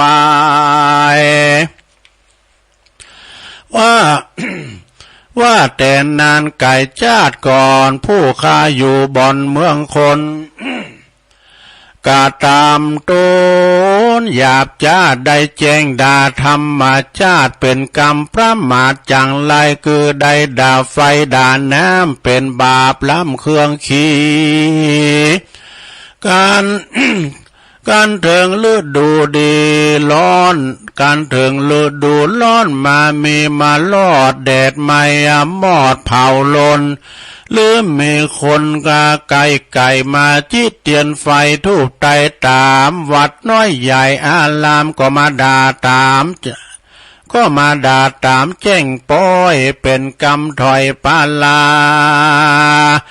การว่าถึงฤดูฝนมาควายลอด ฝนย้อยหยอดเป็นสายน้ำนองลายจูแห่งปาการแจ้งฟ้าฝนปาการแจ้งฝนฟ้าแจ้งจ๋าแจ้งดาเทวดาเทวบุตตามวลโมตังอินพรหมอยู่เมืองโบนการว่าสั่งเหือฝนตกล้ำเยื่อเฮือนน้ำนองไหลเป็นสันใดนั่นเรากินข้าวเน่าเสียดายย้อนขาต่างหลายมวลโหมู่เมื่ออยู่เมืองเมื่ออยู่เขตเมืองคนใดด่าฝนด่าฟ้า ได้ด่าฟ้าด่าฝนแจ้งป้อยเป็นกรรมถอยกาลีด่าอาคีร้อนไม่เกิดเป็นบาปใหญ่มัวดำย้อนวาจีกรรมกรรมปากกันตายจากเมืองคนก่อบาปกรรมตนสร้างไว้ก็มาตุกหมัดไม่อาบายสาเวยตุกหลายเหลือแหล่บ่เว้นแว่คืนวันจึงปาการโอกาสบ่ได้ขาดยามได้ว่าน้ำแป้ไฟแป้น้ำบ่ขาดพร่ำนานนำกันว่าไข่กำดังนี้บาปก่อนกี้สร้างไว้จักป่าเหอไม่ได้เครื่องขี่กันไขว่าตีว่าน้ำแป้ไฟพร่ำยามใดจักมีไฟเอาล้อนไม่นาโลกบ่อนบัดเดียวกันจะเหลียวเก่าจี้ว่าไฟนี้แป้น้ำกว่าบอดตันล่ำสามโหนะจักมีฝนย้อยยาตกเว้นบ่เว้นขาดยามใดน้ำจักนองไหลนองใหญ่ท่วมเสียงไข่เวจีเฮตายเนมวยมั่งตายกับตายเลี้ยวกลับมาลอดคืนมาทุกเวทนาบ่โหดแถมตื้อโกดยาวนานขอพระท่านลงยานตนองค์อาจบ่ลาขาดคุณได้เมตตาหมู่เพศได้พ้นจากเขตอบายแดเตอที่นั่นพระมหาโมคคัลลานะเต็นเจ้ากันเพศหนุ่มเต้าไข่ปันก่อกันนิ่งหันขวาดรู้ว่าสัตว์มนหมู่สงสารมีกรรมปาปานเป็นเหตุเป็นดังเพศนิสัยสร้างบาปไฟกับตนแต่อยู่เมืองคนโลกลาดมาตกนรกกละอเวจีวิบากมีล้ำล้นจากลอดพ้นยาวยังยาวนานโมคคัลลานะยอดซอยกึดขาค่อยขาดนิ่งในเลี้ยวก่อกาไกลาพลากออกมาจากอบายการว่าปลาบุญภายตนผ่องแผ้วพ้นจากนรกแล้วดังนั้นโสดไฟมอนาหกเดือดกาแดงเขียวก็ลุกเป็นเปียวดังเก่าหืนสัตว์นรกนั้นไม่เอาท่าโลนส่วนว่าโมคคัลลานโตนบุญใหญ่ฤทธิใจสามานะ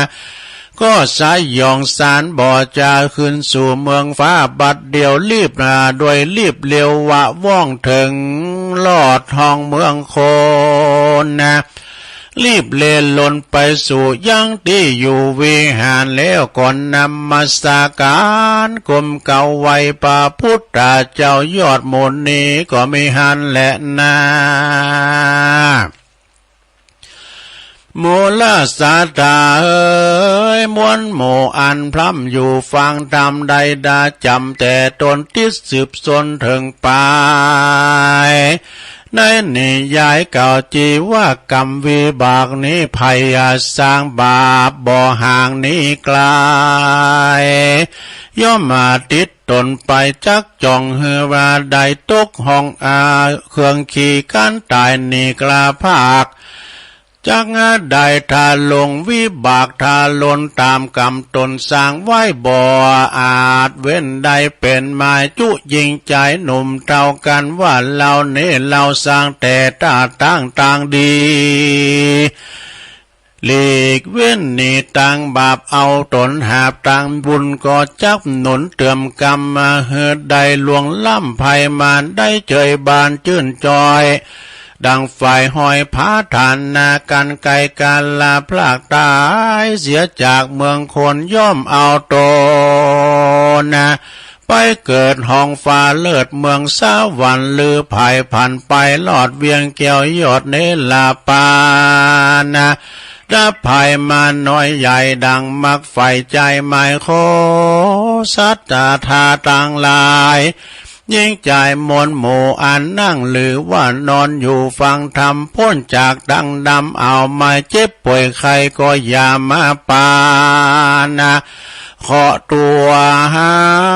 นกลาดกลอยอยู่ชื่นจ้อยตีขาผาฐานนาใครใดหรือมักไฟอันใด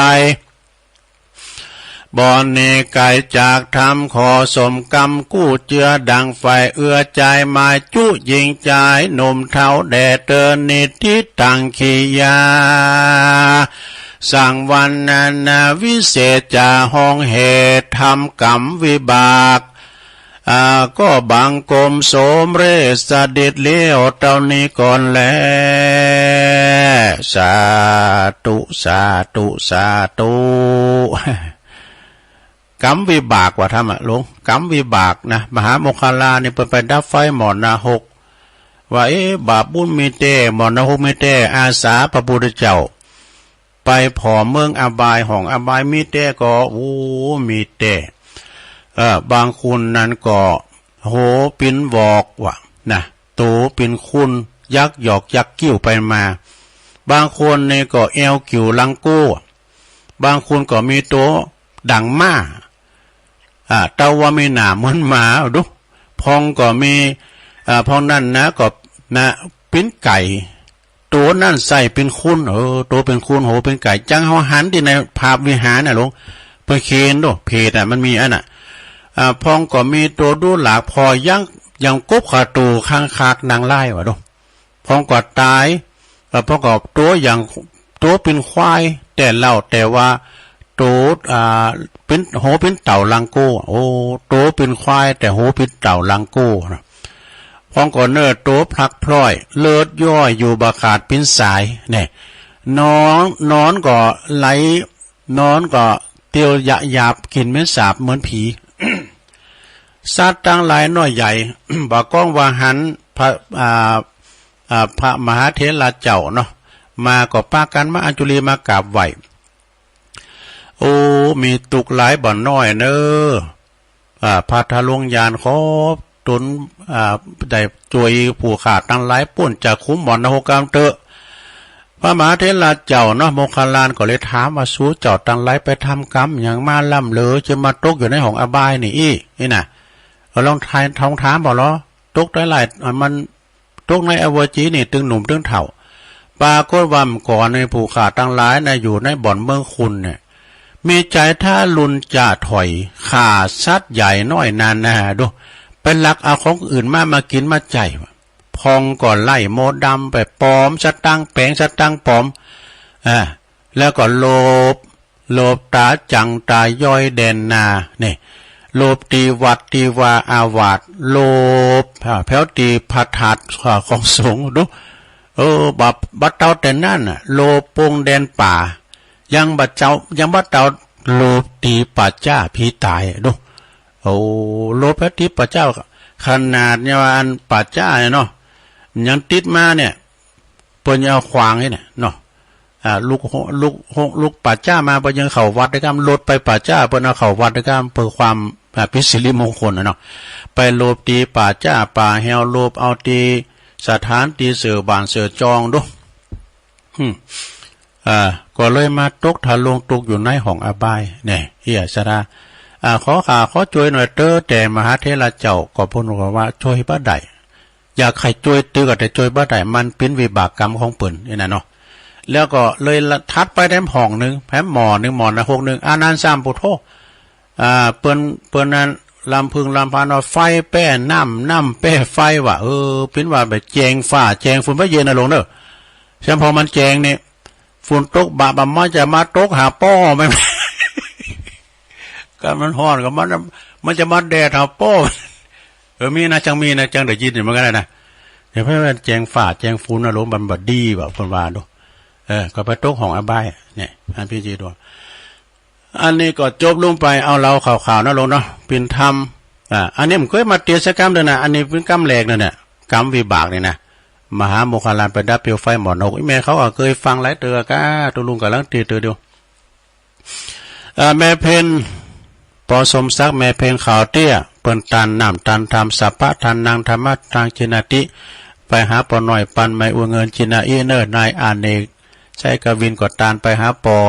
สอนใช้ใจกวินเอาปอนกันตึงโลงเนอะหยาดน้ำเลยไม่เป็นเนอะ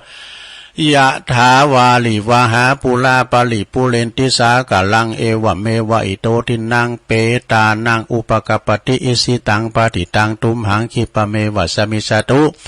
สัพเพปุเรนตุสังกปาจันโทปนาลโสยะถามณิโจติลโสยะถาโสยะติธรรมโมจะอายังนิทัสสิโตเปตานะปูจาจักตาอุลาลาพลัญจะวิคุณามานุปัตตินังตุมเหหิปุญญังปสุตังอนาปการติสัพพิติโยวิวัจจันตุสัพพะโลโกวินัสสตุมาเตภวัตวันตรายโยสุขีติคายุโกภวะอภิวาตานาสีลิสานิจังวุธาปจายโนจัตตารโอธรรมาวัตันติอายุวันโนสุขังปะลังเอาปอนถึงลงถึงหลายแล้วเนาะเอาปอนซองเจ้นแล้วนะสดาญาโยโหเวลาชะมะเวยล่ำเลอเอาหาไม่เดินเพนนำกล้ามท่านเรานิทานนะนี่นะเจ้านิทานนะอันนี้เป็นชีวิตจริงแล้วเนอะอันนี้นะคงได้อ่านกันแล้วเนาะแต่ดูลุงก็เอามาตีแผ่ตีปอยเมตตาสีตาสาลงเอ้ย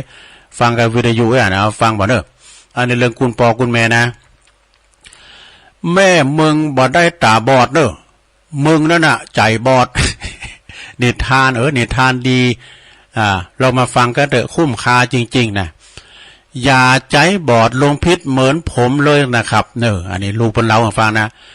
มีเมตตาเดียวมีเมตตาบอดผมจังอีแม่ขนาดมันเป็นแบบนี้นะผมจังไปไหนเป็นตัวตลกให้เปิ้นได้รอดได้เล่นอีแม่ไปกาดไปตลาดก็ดีผมลบเลยผมดึงไปแถวนั้นเปิ้นล่อเล่นนะผมดึงไปแถวนั้นเลยวันหนึ่งนะมีกีฬาสีว่ะนะแม่ก็ไปหาผมที่โฮงเฮนผมก็วิ่งหนีหนีแม่ว่ะหนีพร้อมยังพอเปิ้นล่อเล่นว่าไอ้ลูกคนตาเดียวไอ้ลูกคนตาเดียวผมเลยเกลียดแม่เกลียดคำนี้ตัวจ้างแม่ว่าแม่ตาเดียวมีอยู่หันคืนนึงเด้อ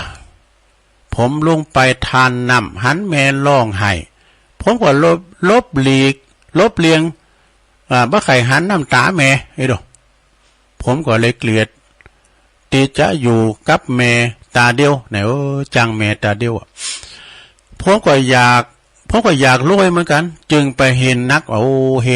จุฬาได้ทำการงานเริ่มมีครอบครัวมีลูกมีเมย์แล้วเนี่ยเริ่มรักฐานมั่นคงมีลูกที่หนาหักแล้วก็ลืมไปเลยลืมไผลืมเทวดาของตนลืมไปเลยว่าเทวบุตรของตัวเก่านะลืมพระในบ้านลืมไม่แม่ตาเดียวไปแล้วไอ้น่ะเนาะบอกให้ลูกให้แม่ว่าลาเอ้ยแม่ลงมึงเขาเนี่ยตายไปแล้วไอ้วะดูหาว่าแม่ตายแล้วมีอยู่หันวันหนึ่งหญิงชราน่าเกลียดนี่นะไปที่บ้านนะใครไปหันลูกหันหลานแต่ไอ้แม่ก็บากหนาหอบสังขารไปหาลูกเขาคุ้มไปลูกทั้งหลายลูกปากันรังเกียจว่ะผมก็ตะวาดโดยเสียงดัง ผมก็ตะวาดโดยเสียงดังว่ามาทำไมลูกผมตกใจหมดทำไมนะผม พอผมบอกกับลูกคือแม่ผมว่าแม่ตายไปแล้วมีอยู่หันวันหนึ่งเนี่ยผมไปเล่งไปงานเล่งลุนไก่กับบ้านเดิมไก่บ้านนี้แม่น่ะแล้วก็ผมก็ลืมของผมก็เลยแวะไปที่บ้านเก่าเปิดจะไปเอาของบางอย่างที่บ้านนี้แม่นะที่นั่นอีแม่ได้ตายไปแล้วดูอีแม่ได้ตายไปแล้วผมยืนมองอีแม่เตะบ่มีน้ำตาสักหยดเลยออกจากน้ำตาผมแน่บ่มีน้ำตาไหลเลยบอกก็คุณเนี่ยมาใจกาล้ำเลยเนาะแล้วมีกระดาษแผ่นหนึ่งเนอะอยู่ไว้ข้างกายข้างศพอีแม่แล้วอีแม่เขียนไว้ว่าแม่จะบ่ไปหาลูกอีกเพราะทำให้ลูกลำบากใจนะลูกโห่ไหมว่าตอนลูกเป็นเด็กเล็กนั่นน่ะวิแม่คอดเกิดออกมานะลูกมีตาข้างเดียวนะโหก่อนะนี่แหละคือดวงตาของอีแม่ที่เอาใส่ให้ลูกนะดูหดโตตื่นตอนนี้ลูกก็ดีใจมาใจมาสุมาเนี่ยแม่มาว่าแม่ดีใจที่หันลูก แต่พอโลกอันกว้างอันสวยงามอีแม่ยอมเสียตาไปข้างหนึ่งพอลูกเนี่ยเกี่ยวแก่นตาเนาะสะดาเนาะเปิ้นลูกหักแล้วก็มีชีวิตดีๆลูกมีชีวิตดีๆมีความสุขนะโอ้น้ำตาผมหลั่งออกมาโดยบ่รู้สึกตัวว่าแม่น่ะปะโถใครเปิดเพลงงานธรณีกันแสงตัวเนาะไปกอดซบแม่มันว่านะโอ้อีแม่ใจพิการสายตาผมเนี่ยเนอะพิการใจเนี่ยนะพิการใจหัวใจของผมนี่พิการโอ้อีแม่นี่เสียสาระแผ้วแก้วแก่นตาให้ลูกเข้าใจผิดล้อเจ้าหมูเจ้าฟุ้งล้อเล่นว่าไอ้แม่ลูกคนตาเดียวลูกผมบ่มีโอกาสได้ยินเสียงกระทั่งว่าผมบ่หันบัดทันหันจิตหันใจอีแม่เลยนะนี่คือเรื่องเล่าขานตีจือเสียงโอ้มันอยู่เกาหลีป่ะน่ะดูจือเสียงเรื่องนี้ในเกาหลีหักของแม่คือหักแต่ตีบ่อาจคำนวณได้เนี่ยหักของแม่เฮยอย่างบ่มีเงินไขเนี่ยแล้วก็เสียสละเฮยลูกแม่แต่แก้วแก่นตาดูซะนะเนี่ยแล้วมันมีคำกรบทหนึ่งบอกว่าลูกเต้าต่างหลายว่ากันนะมันยาวนะอันนิทานนี่ก็จบลงไปนะซะนะเนี่ยลูกได้หันลูกอันกว้างใหญ่ก็เพราะว่าแม่กวาดแก่นตาหรือหมอกวาดแก่นตาใส่ให้ตาลูกกำสัมมาว่าหรือแม่ตาเดียวนะการแบ่งปันเล็กๆน้อยๆให้ท่านอาจจะสามารถส่องแสงสว่างให้กับชีวิตคนอีกมากมายแน่มีความกตัญญูเน้อหักปอหักแม่เน้อเปิ้นเตียวดุ่มๆไปแอวไปใจฮะเปิ้นนะขอบคุณแม่เดือนเพ็ญทิมหว่างเน้อสูงมากนี่นะเดี๋ยวเราสู่จูกันฟังไปเนาะสดาญาติโยมทั้งหลายตอนนี้ไปสดาญาติโยมตุลุงก็จะประกาศข่าวสารงานบุญกันเด้อกันเดียวก่อนประกาศข่าวสารงานบุญความจริงในติ๊กหรือท่านไว้ก็มีนะเอาไว้แรงบึ้นเนาะแรงบึ้นจะมาเราสู่จูกันฟังสำหรับนิทานนะนิทานความกตัญญูตุลุงก็สอบเรานะใครว่าโวยไปหน่อยก็มาลงฟังแตนเหนอใครว่าโวยไปหน่อยเนาะบึ้ดก่อนลงไปหายกะดักเป็นไหนเหรออาจารย์เดี๋ยวกันเนอก็จะประกาศข่าวสารงานบุญนะเกี่ยวกับธรรมสัญจรนะธรรมสัญจรของพี่น้องจากปุ้นเวงป่าเป่านะลุงนะเปิดมีตารางสูงมากให้ตุลุงนี่ก่อนอันนี้เป็นโครงการธรรมสัญจรประจำปี2566พร้อมกับตักบาตรด้วยเนอะตักบาตรข้าวสารอาหารแห้งเปิดช่วยผู้ด้อยโอกาสด้วยนะว่าที่เปิ้นติดต่างติดเต้งแล้วก็เด็กยากจนโดยสมทบนะคือหมายความว่าโครงการเปิดว่าโดยสมาคมผู้สูงอายุเวียงป่าเป้าจังหวัดเชียงรายเปิดจะเริ่มตั้งแต่เวลา 13 ถึง 15นะคือบ่ายโมงถึง 3 โมงนะและในวันที่25แล้วก็เนาะ17มิถุนายนนี่แล้วไปแล้วก็แล้วก็17มิถุนายนวันนี้วันที่ไหนหรอวันนี้วันที่23 24 25เอาวันที่25พูดกะ8คำพูดแล้วนะวัดศรีสุพรรณเนอะ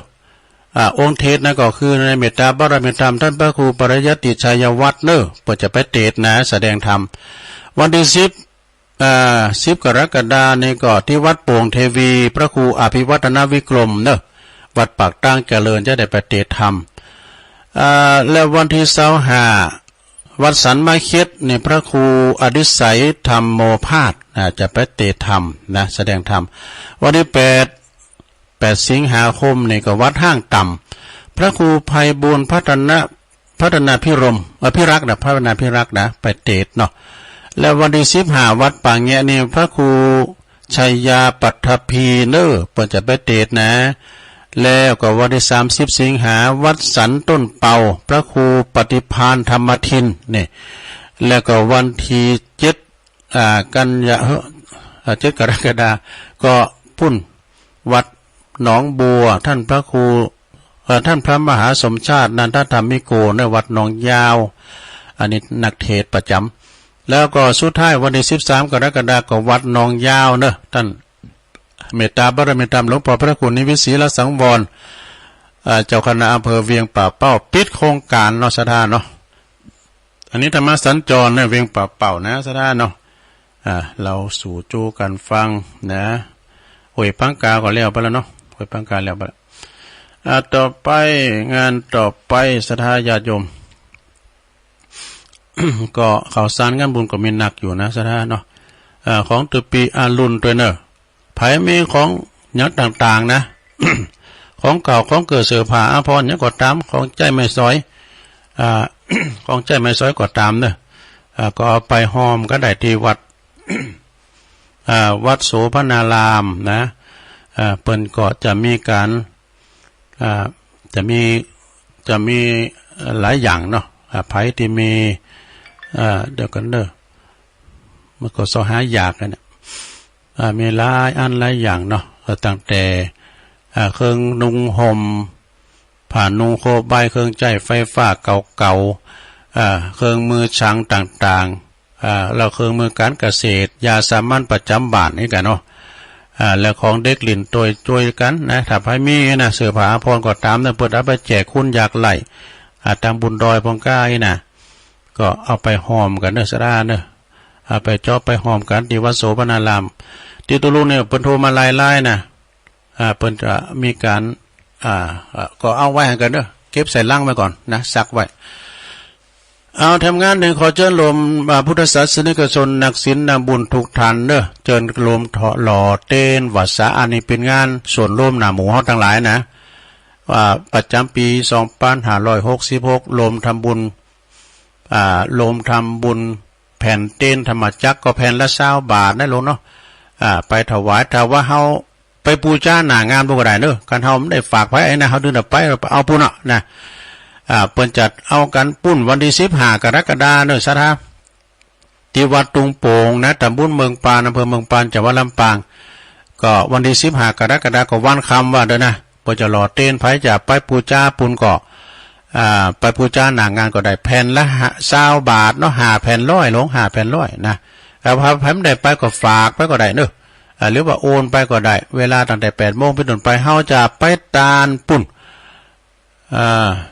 อันนี้เป็นรายละเอียดนะเวลา11 โมงถวายประทานเป็นแด่พระสงฆ์12 นาฬิกาก็เชิญญาติโยมรับประทานอาหารแบบโรงทานพระอย่าไปเปิดโรงทานก็ได้นะลงเนอะแล้วก็เวลา13 นาฬิกาประกอบพิธีหล่อเต้น15 เหลี่ยมนะถวายเต้น15 เหลี่ยมแล้วก็กำหนดการเดินทางเนอะไปที่วัดพระบาทอุดมตำบลเวงอำเภอฝางประเด็นนี้เพิ่นไม่ได้ยินเนอะสดสถานีเป็นสดเมืองฝางตุลุงเสกระบบละ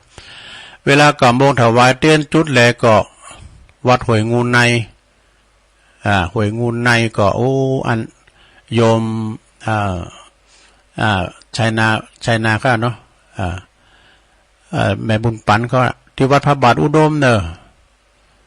ญาติโยมจะไปเปิดห้องทานก็ได้14 นาฬิกาประกอบพิธีนะอันนี้ก็ถ้าว่าไผไปไม่ได้ก็โอนไปตามบัญชีก็ได้เนาะบัญชีเพิ่นก็มีบัญชีธนาคาร536นะครับ3034255นี่นะ53603034255หมายเหตุแปลว่าประกอบพิธีแล้วเตียนพื้นที่เวียงป่าเป่านะอันนี้วัดมอนจอมพอนี่เวียงป่าเป่าจำนวน9 หลิ่มก็หมายความว่าสถานอย่างที่เปิ้นไปอันนี้ก็เหมือนกันเด้อไปพามาสัญจรไผจะไปปูจ้าหันก็ได้วะนะไปปูจ้าที่หันก็ได้นะเอางานต่อไปในสถานวันที่2เด้อคือแล้วก็ฟังซูมฟังหลวงปู่พันพระครูท่านพระครูสุจิตานุรักษ์เปิ้นจะมีการหล่อเททองหล่อเจ้าน้อยมหาวงศ์เขาเนาะแล้วก็ครูบาบุญทาวงศาครูบากันทาก็เนาะในวันที่2เด้อ2 กรกฎาคมพระจะไปหับปิ้นปูจ้าแผ่นดวงมหาฤกษ์ก็ดีนะก็ไปกันได้วันที่2เด้อ ที่วัดพระบาทอุดมนะเพิ่นจะมีงานแล้ววันที่2 ถึง 9เนี่ยเพิ่นจะทำบุญเสือวัดได้ก็วัดแม่ห้องใครเนาะแม่ห้องใครกันเนาะก็ไม่ให้เงิน อันนี้ข้อมูลแต่นะอันนี้ก็ปุ๊กกักไปหน่อยนะประกาศข่าวสารด้วยโทรไปวันนี้นี่ที่วัดนางเกิงเนอะวัดนางเกิงห้องหานี่นะในเมตตาบารมีธรรมอาจารย์ท่านพระครูโกศลธรรมบุญญาณิวิทย์เปิ่นเป็นรองเจ้าคณะตำบลตาตุ่มเจ้าวัดนางเกิง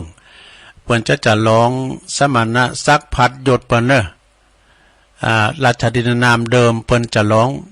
เจ้าวัดวราชันเอกเปิ่นเป็นเจ้าวัดจันเอกนะพระครูจันเอกนะก็วันนี้เปิ่นก็จะมีการสืบชะตากันเนาะประเพณีเปิ่นด้วยที่วัดนางเกิ้งเนอะวานนี้ก็ทักษิณาไปเลยเหรอแล้วก็งานต่อไปซะนะอันนี้ก็วันที่1 ที่ 2ก็ทรงน้ำพระธาตุที่วังสะแกงวัดวังสะแกงตำบลวังพางเนอะมีย้อนยุกโดยมีแข่งกองโดยนะแล้วก็มีจันติบจอมตองแล้วก็พันนีเมตแตงเพื่อจะไปสอเลยนะ1 2 กรกฎาคมที่วัดวังสะแกงตำบลวังพางอำเภอเวียงหนองล่องนะเริ่มตั้งแต่วันที่19 ถึง 22ก็เจิญรวมทำบุญงานประชุมเพลิงศพงานปล่อยหล่อนะในเมตตาธรรมอาจารย์พระครูสังฆรักษ์สมบัติอภิรัมมณีโยอดีตเจ้าวัดวัดเหล่าเย้าไต่เปิ้นจะเริ่มตั้งแต่19ปิ้นตุนไปอาราธนาสรีละลางของเปิ้นนอนประสาทเมนใหม่ทำบุญ3 วัน 3 คืนวันที่22นั่นก็เป็นวันประชุมเพลิงศพเนอะขอเจ้าปีน้องศรัทธาลูกศิษย์ลูกหาศรัทธาญาโยมดังหลายนะอาจารย์พระครูเปิ้นมีคุณูปการแก่วัดแก่ว่าแก่ศาสนาเปิ้นกินเปิ้นดานไหนเปิ้นไปหมดไปหอมกำหมื่นก็มีนะกำหมื่น20,000นะอันนี้ก็ไปกินแปดตานด้วยกันเนอะตัวลุงก็จะไปนอนบนนะ20 กรกฎานะก็เจิญรวมทำบุญสงฆ์น้ำพระธาตุเจดีย์ที่วัดปวงรูตำบลนครเจดีย์เนอะที่วัดปวงรูก็ท่านพระครูพระอธิการถาวรถาวโรประธานอปตจะวัดปวงหู้ด้วยเนาะวันที่20 กรกฎาคมเจิญรวมทำบุญนะฮะสมโพธิหล่อรูปเหมือนหลวงปู่ครูบาอินโทรูปหล่อรูปเหมือนของครูบาบุญปัญโยโดยในระหว่างวันที่1 ที่ 2 กรกฎาคมที่วัดคันธาวาสทุ่งปุยเนอะในเมตตาบารมีธรรมอาจารย์ลั่นพระครูท่านพระครูสุคนบุญญากรเจ้าคณะตำบลสันติสุขเจ้าวัดคันธาวาสทุ่งปุยวันที่1นั้นก็เวลา5 โมงก็จะมีการสวดมนต์ตันเนอะมีการสวดมนต์ตันพุทธาภิเษกสมโภชกันหลายอย่างแล้วก็วันที่2นั้นก็9 โมงเป็นต้นไปนั้นก็จะเป็นสืบจัตตาหลวงถึงวัดถึงบ้านนะเด้อวันที่2ก็สืบจัตตาหลวงถึงวัดถึงบ้านที่วัดคันธาวาสทุ่งปุยงานนี้ก็เพิ่นจะมีย้อนยุคบินซอสุวรรณบ้านดอนโดยนะไอปีชาเปิ้นฝากประกาศมาเนาะงานต่อไปลงเนอะวันที่15อันนี้ตุงโป่งว่าไปแล้ววันที่20ป่งหู้ว่าไปแล้วอันนี้ก็ว่าไปแล้วมาเขียนและตีลงตุลุงมาขีดลืมนะก็เขียนและตีด้วยแล้วก็ทำงานหนึ่งอันนี้ก็งานสำคัญเหมือนกันเนอะอาตมาภาพพระครูกัลยาณธรรมนิวิทย์เจ้าคณะตำบลสีเตี้ยวัดเจ้าวัดหลวงสีเตี้ยหรือว่าครูบาเจ้าเสาคำถาวโรเจ้าวัดสีเตี้ยมีความยินดีขอเลี้ยงเจริญพรคณะศรัทธาแล้วก็คณะศิษยานุศิษย์ทุกท่านเนื้อเจิญจวนไปโลมทำบุญฉลองอายุวัฒนมงคลของครูบาเจ้าเสาคำถาวโรเปิ้นเจริญอายุมาได้อยู่75 ปีพรรษา55เนอะในวันที่4 กรกฎาคมหูไก่มาแล้วเนอะวันที่4 กรกฎาคมเนอะ66เนี่ยนะพร้อมกันไปรวมทำบุญพร้อมเพลงกันพระจะไปเปิดห้องตาลพระจะไปหับสังครูบาเจ้าเสาค่ำนี่ก็เป็นผู้ตีเป็นพระมหาเถระผู้ใหญ่นะสวดมนต์ก็เก่งอันนี้เป็นลูกศิษย์กุลกุฏิของครูบาสุรินโทนะก็ขอเชิญเนื้อศรัทธาญาติโยมไปกินแบตตามไปรวมแสดงมุทิตาจิตด้วยกันนะฮะ25 มิถุนายนเจิญรวมทำบุญสงฆ์น้ำพระธาตุแล้วก็จะร้องตราตั้งเจ้าอาวาสวัดห้วยดินจีเจ้าวัดห้วยดินจีตำบลสันติสุขอำเภอดอยหล่อ ในเมตตาบารมีธรรมอาจารย์คลองธรรมเด้ออาจารย์คลองธรรมนี่เปิ้นจะมีวันพุธกะวันติดพุธกะนะวันนี้เปิ้นก็เริ่มละงานวันนี้เริ่มละแล้ววันพุธนี้ก็สืบจัดตาโลงเด้อสืบจัดตาโลงเนี่ยก็ไปฟังซอโดยกันพอจะไปเปิดห้องการแสดงมุติตาจิตไปหับสังก็เจิญได้วันพุธนี้ก็ตุลงจะไปก่อนง่ายโฮมได้เข้าวิหารแล้ววันศีลนะจะได้ไปตอนเจ้าแล้วก็งานต่อไปวังสะแกงก็ประกาศไปแล้วมีแข่งกองด้วยในวังสะแกงนะแล้วก็มีมวยเนอะมีมวยแล้วก็งานต่อไปวัดตีนด้อยก่อมพุกเนอะซะนะซุมฟังอาจารย์ไมตรีมโนลีขเวสโก เจ้าวาดเนาะวัดตีนดอยเนี่ยเปิ้นจะมีส่งน้ำบาถาดเปิ้นเริ่มแลก็ครับเริ่มกำลังเริ่มกับพี่เนี่ยเนาะว่าก็ซุมฟังเปิ้นนะวัดกูงูลืนนะโลเนอวัดกูงูลืนก็ทำบุญทำดีเปิ้นจะมีงาน2วันเนี่ยวันที่30นะสวดธรรมจักรด้วยแล้วก็วันที่1ก็สืบจัดตาโลงด้วยนะเจิญลงประเภทนี้ส่งน้ำบาถาดแล้วก็ใส่ขันดอกไม้ด้วยนะที่วัดกูงูลืนทำบุญนำดิบในเมตตาธรรมอาจารย์พระอธิการประสบโชควิสุทธิธาลีเนอะพอหลวงภูมิพัฒน์ตักกันเขาหน่อยเนาะพอหลวงนั้นหยุดเขาน่ะวัดเหล่าปาตานตำบลช่างเครื่องอำเภอแม่แจ่มนี่ก็วันที่30เนี่ยเปิ้นจะมีงานนะจ๊ะพิธีพุทธาภิเษกพระพุทธรูปเจ้าพระเจ้าตอกสารนะเปิ้นจะมีสวดมนต์ตันวันที่30ถึงคืนหงแล้วก็เปิ้นจะมีเทศน้ำเทศธรรมปฐมสมโพธิพุทธาภิเษกธรรมจักรนะตีสี่มาก็จะมีการสวดมนต์แล้วก็ไขตาพระเจ้านะในวันที่1นะอันนี้ก็หลวงพ่อก็จะไปตุลุมได้ไปก็ติเตียนกูงูลืนแล้วก็เปิดก่อนนิมนต์เหมือนกันอาจารย์เบิ้มนะหรือว่าท่านพระครูปลัดบดินทร์ศิลสังวโรแล้วก็นิมนต์ท่านอาจารย์เชื้อไปเตนตุลุงละนะแล้วแฮมงานหนึ่งโยมนะแฮมงานหนึ่งเรายาวใต้ใบนิมนต์มันแล้วก็เรายาวใต้ก็ปุ่นเดินหน้ามาก่อนนะใบนิมนต์ปุ่นก่อนมาตุปีโอมก็ตุปียืนมาวัดสันเมืองนะในเมตตาธรรมอาจารย์มาพระอาจารย์เน้นหลักเปิ่นก็จะมีโครงการสร้างวิหาร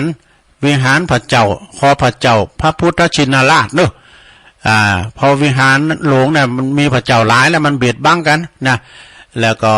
เปิ่นก็อาราธนาพระเจ้าพระพุทธชินราชนั้นมาไหว้ตั้งนอกแล้วไปสร้างวิหารพระเจ้าไปรวมสร้างวิหารโดยเปิ่นก็เจิญเนอะรวมสร้างวิหารจะปิ้นเจ้าภาพนะเล็กปูนหินดินทรายก็ดีเสาก็ดีก็เจิญกันได้นะที่วัดสันเมืองสันเมืองก็ตำบุญน้องหล่องนะเปิ่นแปลงกันถึงวันเนี่ยจะไปหับเล็กปูนหินดินทรายหรือว่าเมชั่นชิดก็ดีนะรัตนกุมารไหวสาบารมีธรรมหลวงพ่อพระครูสุนทรปัญญารัตน์เนื้อไหวสานะบารมีธรรมเนื้อเก่าเนื้อโหนี่เป็นพระครูเก่าของตุลุงนะเจ้าอาวาสวัดปารกฟ้าเจ้าคณะตำบุญน้องยวงนะแม่หลวงสายฝนจันกุณนะน้องผ่าขาวเนอะฟังอยู่แล้วก็น้องตัวฟังอยู่โยมปีกันหาสีเพชรอันนี้อยู่เจียงใหม่บนเนอะทักเข้ามาฟังอยู่เนอะชัดเจนดีนิกรชัยน้อยฟังอยู่น้องหลองครับฟังอยู่ครับคุณแม่ศิรินทิพย์บุญเลิศจากปุ้นกรุงเทพเนาะแม่ครูเกษณีตัวเนอะแม่จิรพันธ์โมป้อฟังจากปุ้นแม่น้องบัวแม่ขจารนะฮะบรรจงกันทวงปีอ้ายใต้โหนำดิบเนอแม่สุทัศน์ดีมูลแสนพรมทุ่งปีนะแล้วก็พี่น้องจาก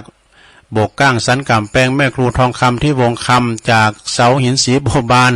วันนี้ก็มีบุญแรมวันมีลมหายใจเนาะโยมยุพินหอมมาลาปินน้อยสารกลางจังหวัดเชียงใหม่แม่โยกเนี่ยบันแม่โยกเนี่ยฟังอยู่เจ้าสาธุสาธุ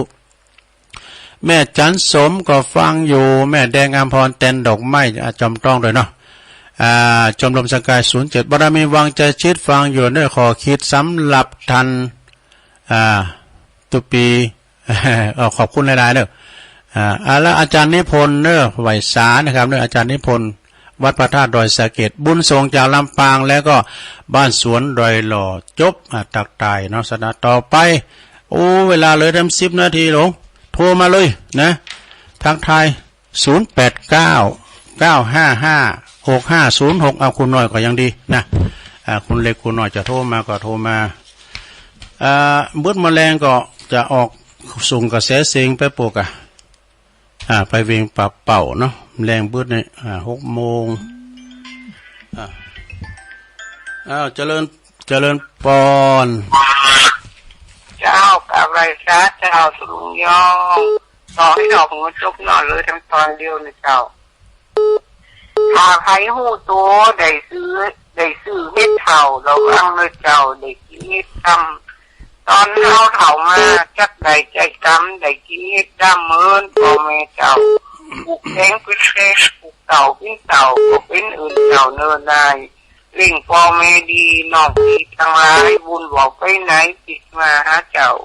ติดเสมอเหมือนต้นไม้1 เก้าเป็นไม้ขีดเจ้าได้ล้านแต่ว่าไม่ขีดติดมาเผาผลาญไม่ขีด1 การเขาไม่ตึงขาพิมพ์คำสะท้อนมันย่อนคืนมาเกิดมาจากป่าปิกมาเผาใดเป็นกรรมตั้นมาก็ต้องจดใจนี้ถึงว่าใดกรรมเวรลูกหลานจับไปหนูเป็นสั่งกรรมสั่งเวรเอิ้นไม่ขีดเจ้ากำยองวันละกรรมนะเจ้ากรรมมาเอาแต่ม่อนนะเจ้าภาษาไทยแปลว่าเอาแต่ดีๆนะเจ้าเอาไว้ซะเจ้าเจริญปอนเจริญปอนไม่จ่าเจ้าตลุงมึงแก่ว่าเทพว่ะทอนเนาะไม่พลาดคือส่งอย่างเนอเจ้าโอ้ขอบคุณหลายๆนะแม่เนอสตุกับไว้สาเจ้าคุยการสายต่อไปเจริญปอน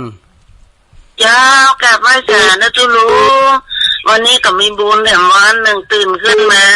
ก็ได้ไหว้พระฟังธรรมพระตุลุงได้ใส่บาตรได้ยกกุปฏิบัติเนอแม่ทุกเกียรติละพรสิเตี้ยมันโอ่งละปูนเนอเจ้าเอาขอบคุณแม่สุกแก้วเนอเจ้ากับไว้สานะตุลุงได้ปอนได้ฟังธรรมตะตุลุงก็โตวันนี้แล้วอกแล้วใจเด้อเจ้าเจริญพรเจริญปอนกับไว้สาเจ้าฟองคำติดแก้วห้อยบ่อทองเจ้าโอ้ไม่ฟองคำกับมุนนะแกเนาะเจ้ามุนนะแกแต่ว่านั่นฝากของมักไปได้ก่อนฮะเจ้าฝากเมี่ยงไปได้แล้วหลวงพ่อมาหือแล้วเหรอหลวงพ่อหวานเจ้าว่าหอมตาลเปิ่นที่เป็นรอเตียนเนาะเจ้าที่วัดหองไข่นะเจ้าลุงสบายดีแล้วเนาะสบายดีแล้วเจ้าฮักษาสุขภาพนะเจ้าสถานอาจารย์สมเพชรเหรอนะวัดบ่อพออาจารย์เลิศปอนไหว้สายอย่างรวดเร็วก็เดียวเวลาจะหมดหลวงพ่อมานิดเมื่อพูกนี่เหมือนอยู่เราลุงพูกนี่ไปหัวดินจีอันก็งดไปหาลูกเด้อนั่นกับพวกนี้ไม่การไปน้อยไม่เลี้ยง2-3 งานน่ะเนาะน่าจำเป็นนะไม่น้อยกัดหน้าตุลุงก็ออกคือละเนอกับแปลงของไม่น้อยจะแล้วแล้วนะแต่ก่อนวัดมาให้เงินมันตัดทั้งวัดแม่จ้องไม่เงินใจเลยอุ้ยยันสุภาพดาเจ้าคณะดำรงมือตรงมันเงินนะกะกัดหน้าตุลุงยอมมาไปไม่กินข้าวแล้วกันทำไม่ติดงานแต่เนี่ยอันความจริงก็ติดงานแต่นี้เหมือนกันนะนี่ก็ค้นถามหาหันก็ให้อาจารย์ครูพิวัตรเนาะขึ้นอย่างไรแบบเพิ่นไปเป็นตัวแทนเจ้าท่านมหานะกะดีแล้วกันเจ้าวันใหม่ก็มาเอาวันที่2เนี่ยผมจะไปมาให้เงินตอนเจ้าแล้วตอนบ่ายจะไปวัดเก่าไม่จ้องมหาวันนาพิมุกเนิร์มาถามตุ๊กเจริญปอนปอบุญตันว่าเลยไปสาธุลุงไล่สามลุงฟังงานเลย2-3 งานแบบนี้ล่ะจะจบละจะเข้าพรรษาละยินดีปอนก็บนการป่าไล่อันนี้ก็อยู่3 ยอดเนาะอำเภอป่าซางเจริญปอนมาจะการสาธุยายพรเนาะล่องบัวแดงฟังเจ้าแล้วเนาะชัดเจนดีเดียบุญรักษากรรมจูฟังไปแถมเจริญปอนไม่แต่เจ้าตุลุงแม่สาวรักษ์เนาะเจ้าฟังอยู่เจ้าไม่แต่เจ้าตุลุงอันปุ้นจะดังยาวเก่าอันปุ้นที่พระบาทอุดมกำลังดังเจ้าเนี่ยกำลังดังเดี๋ยวนี้เจ้าไม่แต่เจ้าตุลุงเจ้าตุลุงก็จะเสกระบบหมดก่อนที่ออกรายการนะเจริญปอนจะเป็นสาเจ้าตุ ลุง เทศกันมาได้แม่สีทอดใส่ปาก หลุดเด็กหลุดเนี่ย เป็นยังอ่ะมันก็อ้างกันใส่ปาก เจ้าเขาแบบโดมลังก็หรอลุง ดังเนาะเจ้ามันดังไหนเนาะ เจ้าชัดเจนนี่เนี่ย ยินดีเนอะสาธุ เจ้า สาธุ ไหว้ศาลเจ้า ทำก้าวมันจะเปิดสายหนักๆให้หน่อยเนาะอันนี้มันเวลาบีบแม่เพาะไม่เพี้ยนว่าไปเลย แม่จ๋าเจ้าแสงไฟสว่างกายแสงธรรมะสว่างใจสว่างตาและแสงไฟสว่างใจได้แสงธรรมเจ้าชัดเจนนี่กระจาจะดุงเด้อหยัดน้ำรับรองแล้วดุงเด้อเดี๋ยวไว้จ๋าเจ้าตูอันนี้เจ้าภาพทำดำซักสายมีก็0899555656ได้10สายนะแมลงบึดก็6 โมงเนาะ6 โมงก็จะเข้ารายการส่งกระแสเสียงไปปุ้นไปตางงานเพลงปรับเป้าเจริญปอนกันครับโอ้หลวงพ่อกฤษนะหลวงพ่อไว้สาครับนี่นมัสการครับหลวงพ่อกฤษครับไว้สาครับหลวงพ่อครับนมัสการครับถวายความเคารพเป็นท่านมหาปริญญาอันตัวลุงกับอู่ไทยมันไข่จางนะถวายความเคารพหลวงตาเอาละสถาได้อยู่11สายแม่น้อยกัดนัดมาหำเลยงานเฮ็ดถอบเนาะ ตอนจบแล้วแม่สายทองธัญญาแก้วหอยการแม่สุกแก้วศรีลาพรแม่ฟองคำติ๊บแก้วป่าไผ่บ่อทองหลวงพ่อมานิถาวโรอันนี้ที่แรกผมจะตั้งใจว่าผมตุลุงก็ไปจ่ายกันเน็ตเรียบร้อยแล้วพ่อบุญตันป่าไล่เจดีย์สำยอดใหญ่พรหลวงวัวแดงแม่สวรรค์อันนี้แม่ทลบเมืองฟ้าอันชัยประการเด้อแม่สีทรหนองบัวชัยประการแม่เพนขาวเตี้ยจากตาจ้างหลวงพ่อกฤษจากพุทธอุทยานปางโมนะแต่อยู่11สายกับพอดีเนาะวันพัดหน้ามาปะกันใหม่วันพัดเนาะพัดหน้ามาปะกันใหม่เด้อตุลุงนำรายการจากราชทัพเดี๋ยวฟังอาจารย์นิคมกันต่อไปอยู่ดีมีสุขเหมือนกันกูก็กูคนเนอจัตตารุธรรมาวาตันติอายุวันโนสุขังปะลัง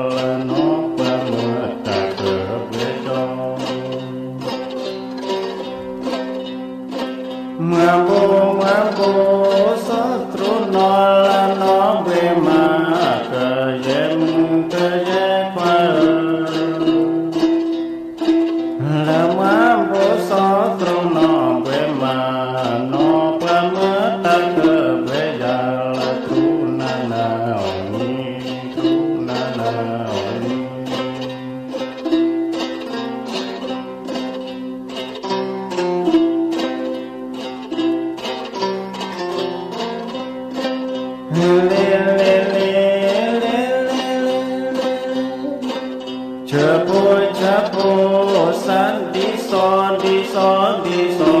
นเคยแย้ม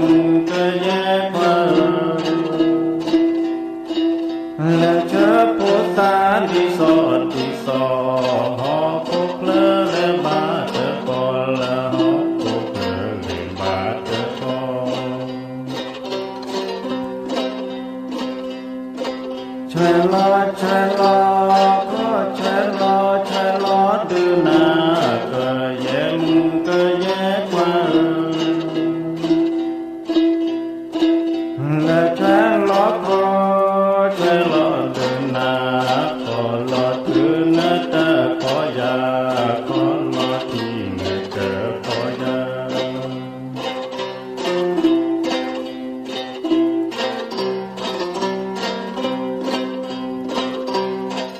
แจ้งแล้ว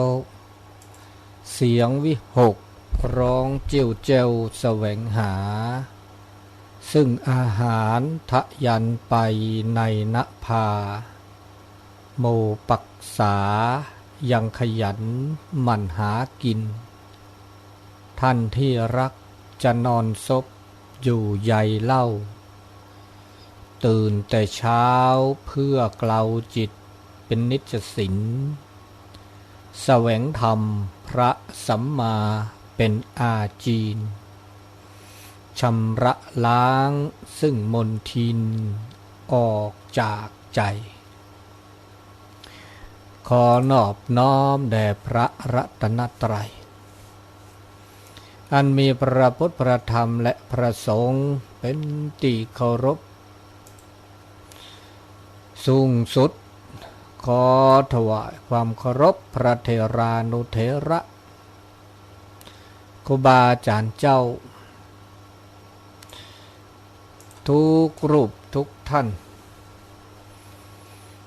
เจริญพรคณะศรัทธาสาธุชนคนดีทั้งหลายที่รับฟังวิทยุทุกคลื่นทุกสถานีทุกพื้นที่วันนี้รายการเสียงธรรมจากวัดจันทร์ก็ได้มีโอกาสในการอู้จาพบปะกันให้ครั้งหนึ่งในเจ้าวันเสาร์ที่24เดือนมิถุนายนพุทธศักราช2566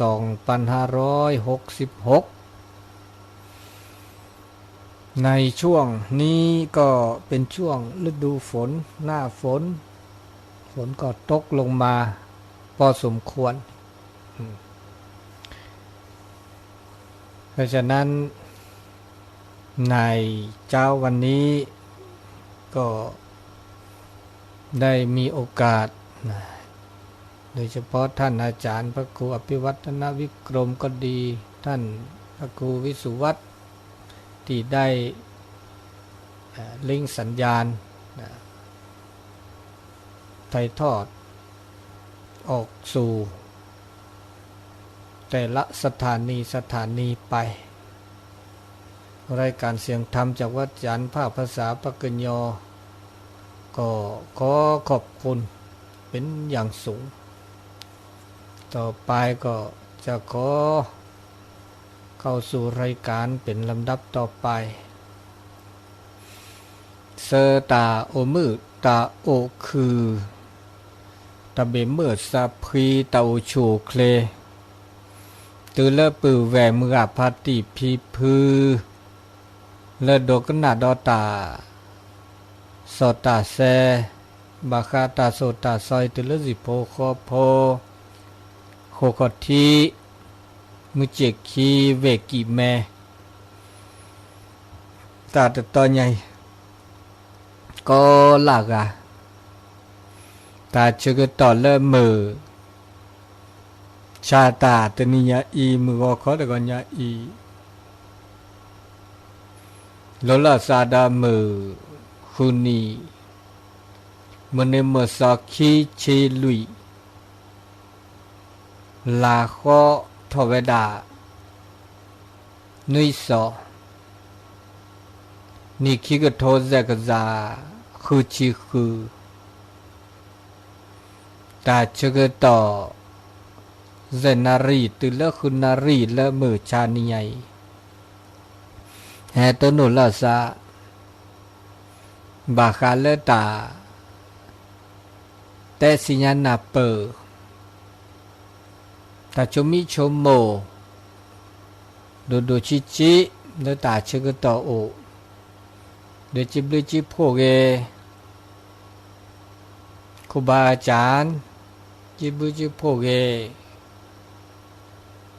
ปาเลอิเชกว่าช่วยสถานีวิทยุก็ละต่ออย่าเดิมมือกับปาติพีพือปือเวและดกนาดอตาสอตาเซก็ละต่อก็เนาะก็ละต่อเรือบุกยาซีเกตาเชกต่อเลเปิดนี่แฮแต่สิญาณาเปิดตาชมีชมโมกยาดูชิจิเลมือวอคอเลมือคุนีตาชกต่อเกเลเปิดแฮต้นโนนัสสะตาชกต่อตาตอเคยนี่เลตาอุตาโชอาตอเจียเลตาจูลอต่อเดแต่มันก็จะจูดิบาทีตะปอโอบาจูเจนะจูตะปอเกบาโอเวดาตาโอตาโชเขาคุกเคลือดเบยไงนี่โอเวก็จะตาหาเสื้อซะเลตาหาเสื้อซาลมือบอจปาระเคตาก็มีก็จากก็หรอเมื่อคนนี้บาปเราจุดโดหรอจุดโดเลดาที่โจดาเตจูเอาแล้วตาตลกตาโอตาโชอันนี้เลิกกิริสก็ดาเวเลตาอาเกดาเวดาธรรมชาติดาเวดินี่ตาเชื่อต่อตาตอนนี้ไงจะถือถอตาสอตาเซตือปีคืนารีหรอคืนารีเดลาซาเดเนาะตะโกตันนาจะตุจัดสกาพอเดปาเลอตาเซตบะตัวเจอมาเจอละซะแล้วตาแลตัวเจอมาเจอปือแหวแล้วลอนาลอกลีแล้วตาบาดื้อบาซื้อแล้วก็บจอแล้วเจนนึโอเกแล้วก็จะเตะเดือดล้อสุกุญญาสักกุญญาตัวเจอมาเจอละสะและตาอตาอตากุตากาตาสัวเสียวจุกเวเขาก็เวแล้วหลุดโดแล้วเวเมื่อเดี๋ยวรอสุกุญญาสักกุญญาแล้วโอเลิกเขียนเลิกแม่ของสอนปากคอเมเลิกไม่สเลียกยาขุนยัวมือยาเลิกซบมือยาไกลแกก็เชิญแล้วเปิดรอกินนื้อสู้ก็จะเตะเดี๋ยวรอสุกุญญาสักกันยอเดี๋ยวไปแล้วตัวเจอมาเจอข้าเคลิจิจังหวัดเตละสัตเตสิก็สิญญาละสะและตาอุตาโชแล้วไปเก็บปากุปัญญาดิสโซแล้วก็จะเตะแล้วเปิดโอเซโอบาโอมือโอคือตาเลดาตาเปรทอโอก็อานะเกออเดเจเดเซบาเดเดจิบลิจิบโพเกก็ละกาเลตัวเจอมาเจอบานนอมาเจอเลฮุซาบานนอมาเจอเลยามาเจอเลตากุตากาลอกีเชกา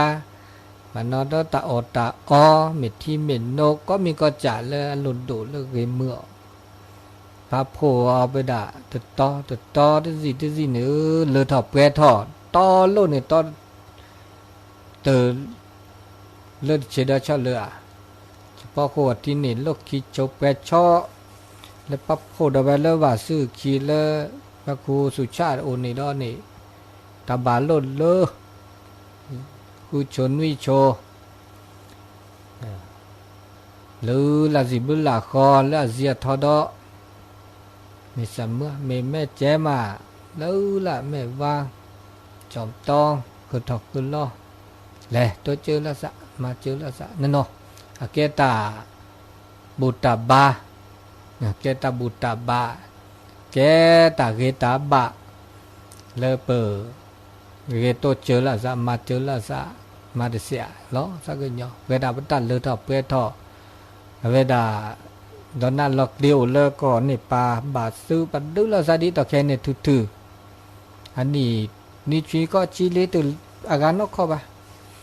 อันนี้เนี่ยพระองค์ก็จดเตนเฮ้ยกลาลีพระองค์ก็จดเตแล้วชาวดาเลเปิดแกจดเตพลเลถอเปท่อแล้วพระเต้าตาโช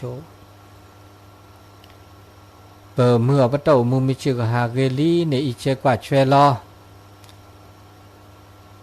เปิดที่ประกอบเกอดที่กระตอดที่ออกกอกระตอกเกาะบ่าวเราพระโอเปิดโชเลิกก่อจดเตะบานนอเตอหน่อบาซาดิตลอดตาแกล้เลปามีปาปราเมพีเมพือเมพียพีเพื่อพือหรือแปดโจแล้วจิญญาเลเฮโอคุณเนปก็มันเนเวดาเมโมเมป่าติโจใหญ่เสจบาบลอคุณเนก้าเนตลอดตากเลวตลอดตากเลเนดีอันนี้ดีเกสักว่าเดแก่สมาเดแก่ซาลาเลเจ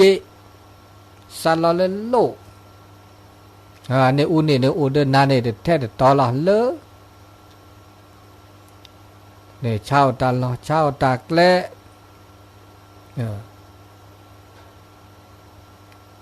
อันนี้เนี่ยตาไม่โอเนี่ยเกกลาลีเนาะกระแทกกระตอเกแกตาชีตากเลมุนเนาะดาวตาโชตอแค่นี้ดาวตาโชนี่เลยญาล้อพระกุกเลอันยอดีอาทอกระแทกกระตอเนาะเกตาวตาโชแล้วคุณละเวบานอชาวตาหลอดแล้วก็เจอแล้วละเวปูเวลเดเวลตึกสุอนาคตสุญญาปาตาสุญญาปาเนี่ยโน้ติญอหรือบ้าตาละคุณละเวถึงว่ามาโลมาโดดานนี่แล้วเจตเจเล่าละคุณละเวอันตาก็เกมันจะเดเกเจอย่าเดินเลยก็รอโจอันนี้คันนี้เด้อโอ้ยว่าจะโจไหนรอพอโจลีโจเด้อพันนามาจีอันนี้แล้วโอดีเนาะเมลาปุเกดาเวตาปุเกลิโมตัวแกเด้อเนี่ยโอดีเด้อก็ตอเกนอนเด้อเช่าปากก็ลึกกะเคอใจโซใจก็บุก็ลาเมแค่เมญะแล้วเกโอเดปาจิจุพัดเดชอมิวโอบาชอเดกอดบาหล่อเลือบเลยดีเนี่ยทุกวันตัวโอบาชอเดตาตะกลือได้จ้าเจดปาตุภาษาลาซาตะเคโตตาตะก็เลยเตตาตะก็เลยว่ามาเนี่ยจ่าเวมาเนี่ยจ่าเวมาแล้วเนี่ยจ่าเวมาเวแล้วอีจ่าแล้วก็แค่ได้สิขอบาเราไม่จุจิชาพัดเดจิจูบรอชั่วโมงรอก็ยาจีตัวก็เลือกจ่าดาเวเดเปิดตัวดูแลซะยอมแต่ก็ตัวเลือกดาเวดแค่เนี่ยตัวดูแลซะก็เลี้ยวก็กลาลีก็เลือกดาหน้าดาเจดอกถ้าคันนี้ธรรมะสันนิธรรมะสันนิอันนี้เลือกตาอุตตาโชแล้วมือคือแล้วก็จะเตะเบนี่ก็กลาลีเมื่อจะเดินตาเมื่อคืนเมื่อนี่นอนเดินที่ที่ชมหมดก็ยะก็กว่าแล้วก็จอดเตะตะเคนี่เมีย มาซาดิแลสิญญาบาตะกาเดตะหมดดูซะตะหมดทอซะตะหมดเนซามิเนซาซาตาเดโลเลตะตอเลบะเมื่อว่าคือตอโคคือทอหนาคือทอวิเดบาเนจะบามีเนจะแกตะนี่แกดิตาตาโชเลทิเลกอก็มาซาดอดิแลมันอย่าบ่โอเลเก็บกูปะญอโอตะเบตเลปะตาสัวตาเพลามาฉิมาคือสัวตาเพลาดาบ่โอเดโอเซออะก็เดือดร้อนดิเลจาแลแล้วเศรษฐกิจเลคุลเวโอดิเลจาแลเนบ่โอเซบ่แม่เดสัวตาเพลาตาตมาคือมาฉิดาเวเนี่ยเอาดิเซบ่ดิซะปะมาตาลคุลเวโอนี่ตาเมบาคาละทิละกอดิซะนี่อะตาพันนาจ่อพันนาอะก็เตเนเดปะกบาเกี่ยวกันเลยสิละคอเลยก็เจอกันโลอันเนี้ยแกตาเลยอะก็คือถอเวดาสุญญาปะอนาคตนี่ตาก็หาซื้อซะแล้วดิเนระ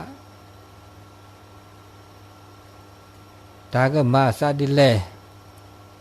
อันนี้เดบขอกว่าเนาะมันเนาะมันจะเดไปเตอบากูบาก็รัดเลยบามาซาแต่ดอลเลตาอากาโตเจอมาเจอแต่ละเปต้นโนตาบาบลอบต้นโนตาแล้วก็ล็อกแค่กว่าแล้วไม่ให้โตเจอมาเจอวันนี้ปสุคือสาคือแต่สุคือสาคือสุมือสามมือเดี๋ยวปากาเขาไม่รอหน้าล็อกลีเดี๋ยวบ้าโตเจอมาเจอเมกลึกเกเนี่ยก็แกตาโปกากุกเลยแต่แล้วตาโปกากุกเลยเนี่ยบัดโตเจอมาเจอปสุมุสามุดีแต่แกดาปากุปะญอดิจะซ้อโนหัวกุกเลยมันอยากตลอดตาแกลตะคือทอตลอดก็ละสาว่าคือทอนี่แต่ปาญอนี่เนเมบาลเลตาโสตาซ้อเลหลักพระพุทธศาสนาเนี่ยก็มีก็จันเนี่ยต่ำมาแต่เวก็กับพระแล้วก็เลิกกรรมการกระทำเมียเรียเมียแต่แกต่ำมาแต่เวก็มาพระเล่นยามาพระญาจะมีหลอกมาพระตาเกเดเนบาตต้นโนบาตาเกมาพระตาเดต้นโนตาตาณตากลีแปลว่าคือตอนเลิกก็จดเตนิมีเวดาเลเปตาบูตาบาปมาพาตาเกลียวเวกลาลีเมแค่คือตอนที่จะปืนแวดแล้วโอเลกอดเชอเลลนะล็อกลีนะตาคือตอนดาเวดินี่ตากวีดาเวดินี่มาเดเซบะเดเบก็โตเจอมาเจอล็อกกิสะนะโตเจอมาเจอเมื่อเลตาแล้วตอบแกต่อตามมือตาคือต่อก็โอ้ด้วยแบบคือต่อแต่เราก็ละสาบเนาะคือถอยหน้าคือต่อเดินต้นโนตาหน้าแต่เลยตอบแกต่อลีอะไรเดี๋ยวมีเกได้จากเกเนาะในเม็ดทีแบบต้นป่าแล้วหน้าลักลีดบ้าตัวเจอมาเจอแล้วตาตัวเจอมาเจอนี่แล้วปะก็แล้วตาเห็นรอตามมาเจอแล้วหลักพระพุทธศาสนาเอาเวดาแล้วก็บ่าสงเคราะห์ละสะอนุเคราะห์ละสะการเมตก็มีเนี่ยเดียวก็ว่าเลิศตาเห็นหลอนก็ตาเห็นหลอทานนะตาเห็นหลอแกตามาบูพัดดูดกันมันเจอก็หาแล้วเปิดมาชูเปิดมาเนี่ยโอ้ไปเลยตาเห็นหลอนเนี่ยเห็นรอดูเห็นรอชี้แล้วแต่ตัวเจอมาเจอตาเห็นรอนะว่าเห็นรอแล้วสูดตุลอซาตุลอเมื่อจะตาเห็นรอแล้วเรก็ตื่นทื่อนี่แล้วก็บาอุเวดาเดปาละเห็นรอตาเดี๋ยวจะเป็นว่าเห็นรอตาเนี่ยไปสูดตุลอซาตุลอแต่เมื่อเห็นรอแล้วปีมือปีดีเห็นรอวิดีโอชั่วโมงเกซาลอเกเสียดายเกอันนี้นี่ ปะก็เลยตาบูอ่ะป้อชูอ่ะตาบูแล้วชูเขาเนี่ยเห็นแล้วเลยสุดตุลสัตตุลอเขาก็แล้วตาเคอตาขอแล้วไปเห็นรอดอะแกเบลือตะแกเบลือตาเคอตาขอไม่เห็นรอแกเบลือเด้อปลาละนี่บะปลาละนี่บะสุคือซาคือเมื่อเสื้อแกบลึกแกโพนี่พมันยอเป็นนิบาตาบุตรบาลเลิศเอาเปรตอันนี้คิดจะก็เวดาเสื้อจัดแล้วปลาละฮิบตาดอกปลาละฮิบตาเนี่ยแกนางกันหรอแกปลาละอสุเสโจกมอดีรานี่ดีในบุโดเห็นหลับกันเลยอาเรียบาร์กาเห็นหลับกันน่าจินน่าโจปะปะสอร์กาไอ้นี่บาตาบาบลอตุสักคือเวบะตุอนุโมทนาบะบะตุจิบลูบะบะอาสาดคือดะบะอันนี้เนี่ยอับลูจ้าเราได้จีแต่ก็แล้วอันนี้ส่งนี่ตุป้อชูบะไอ้ก็บา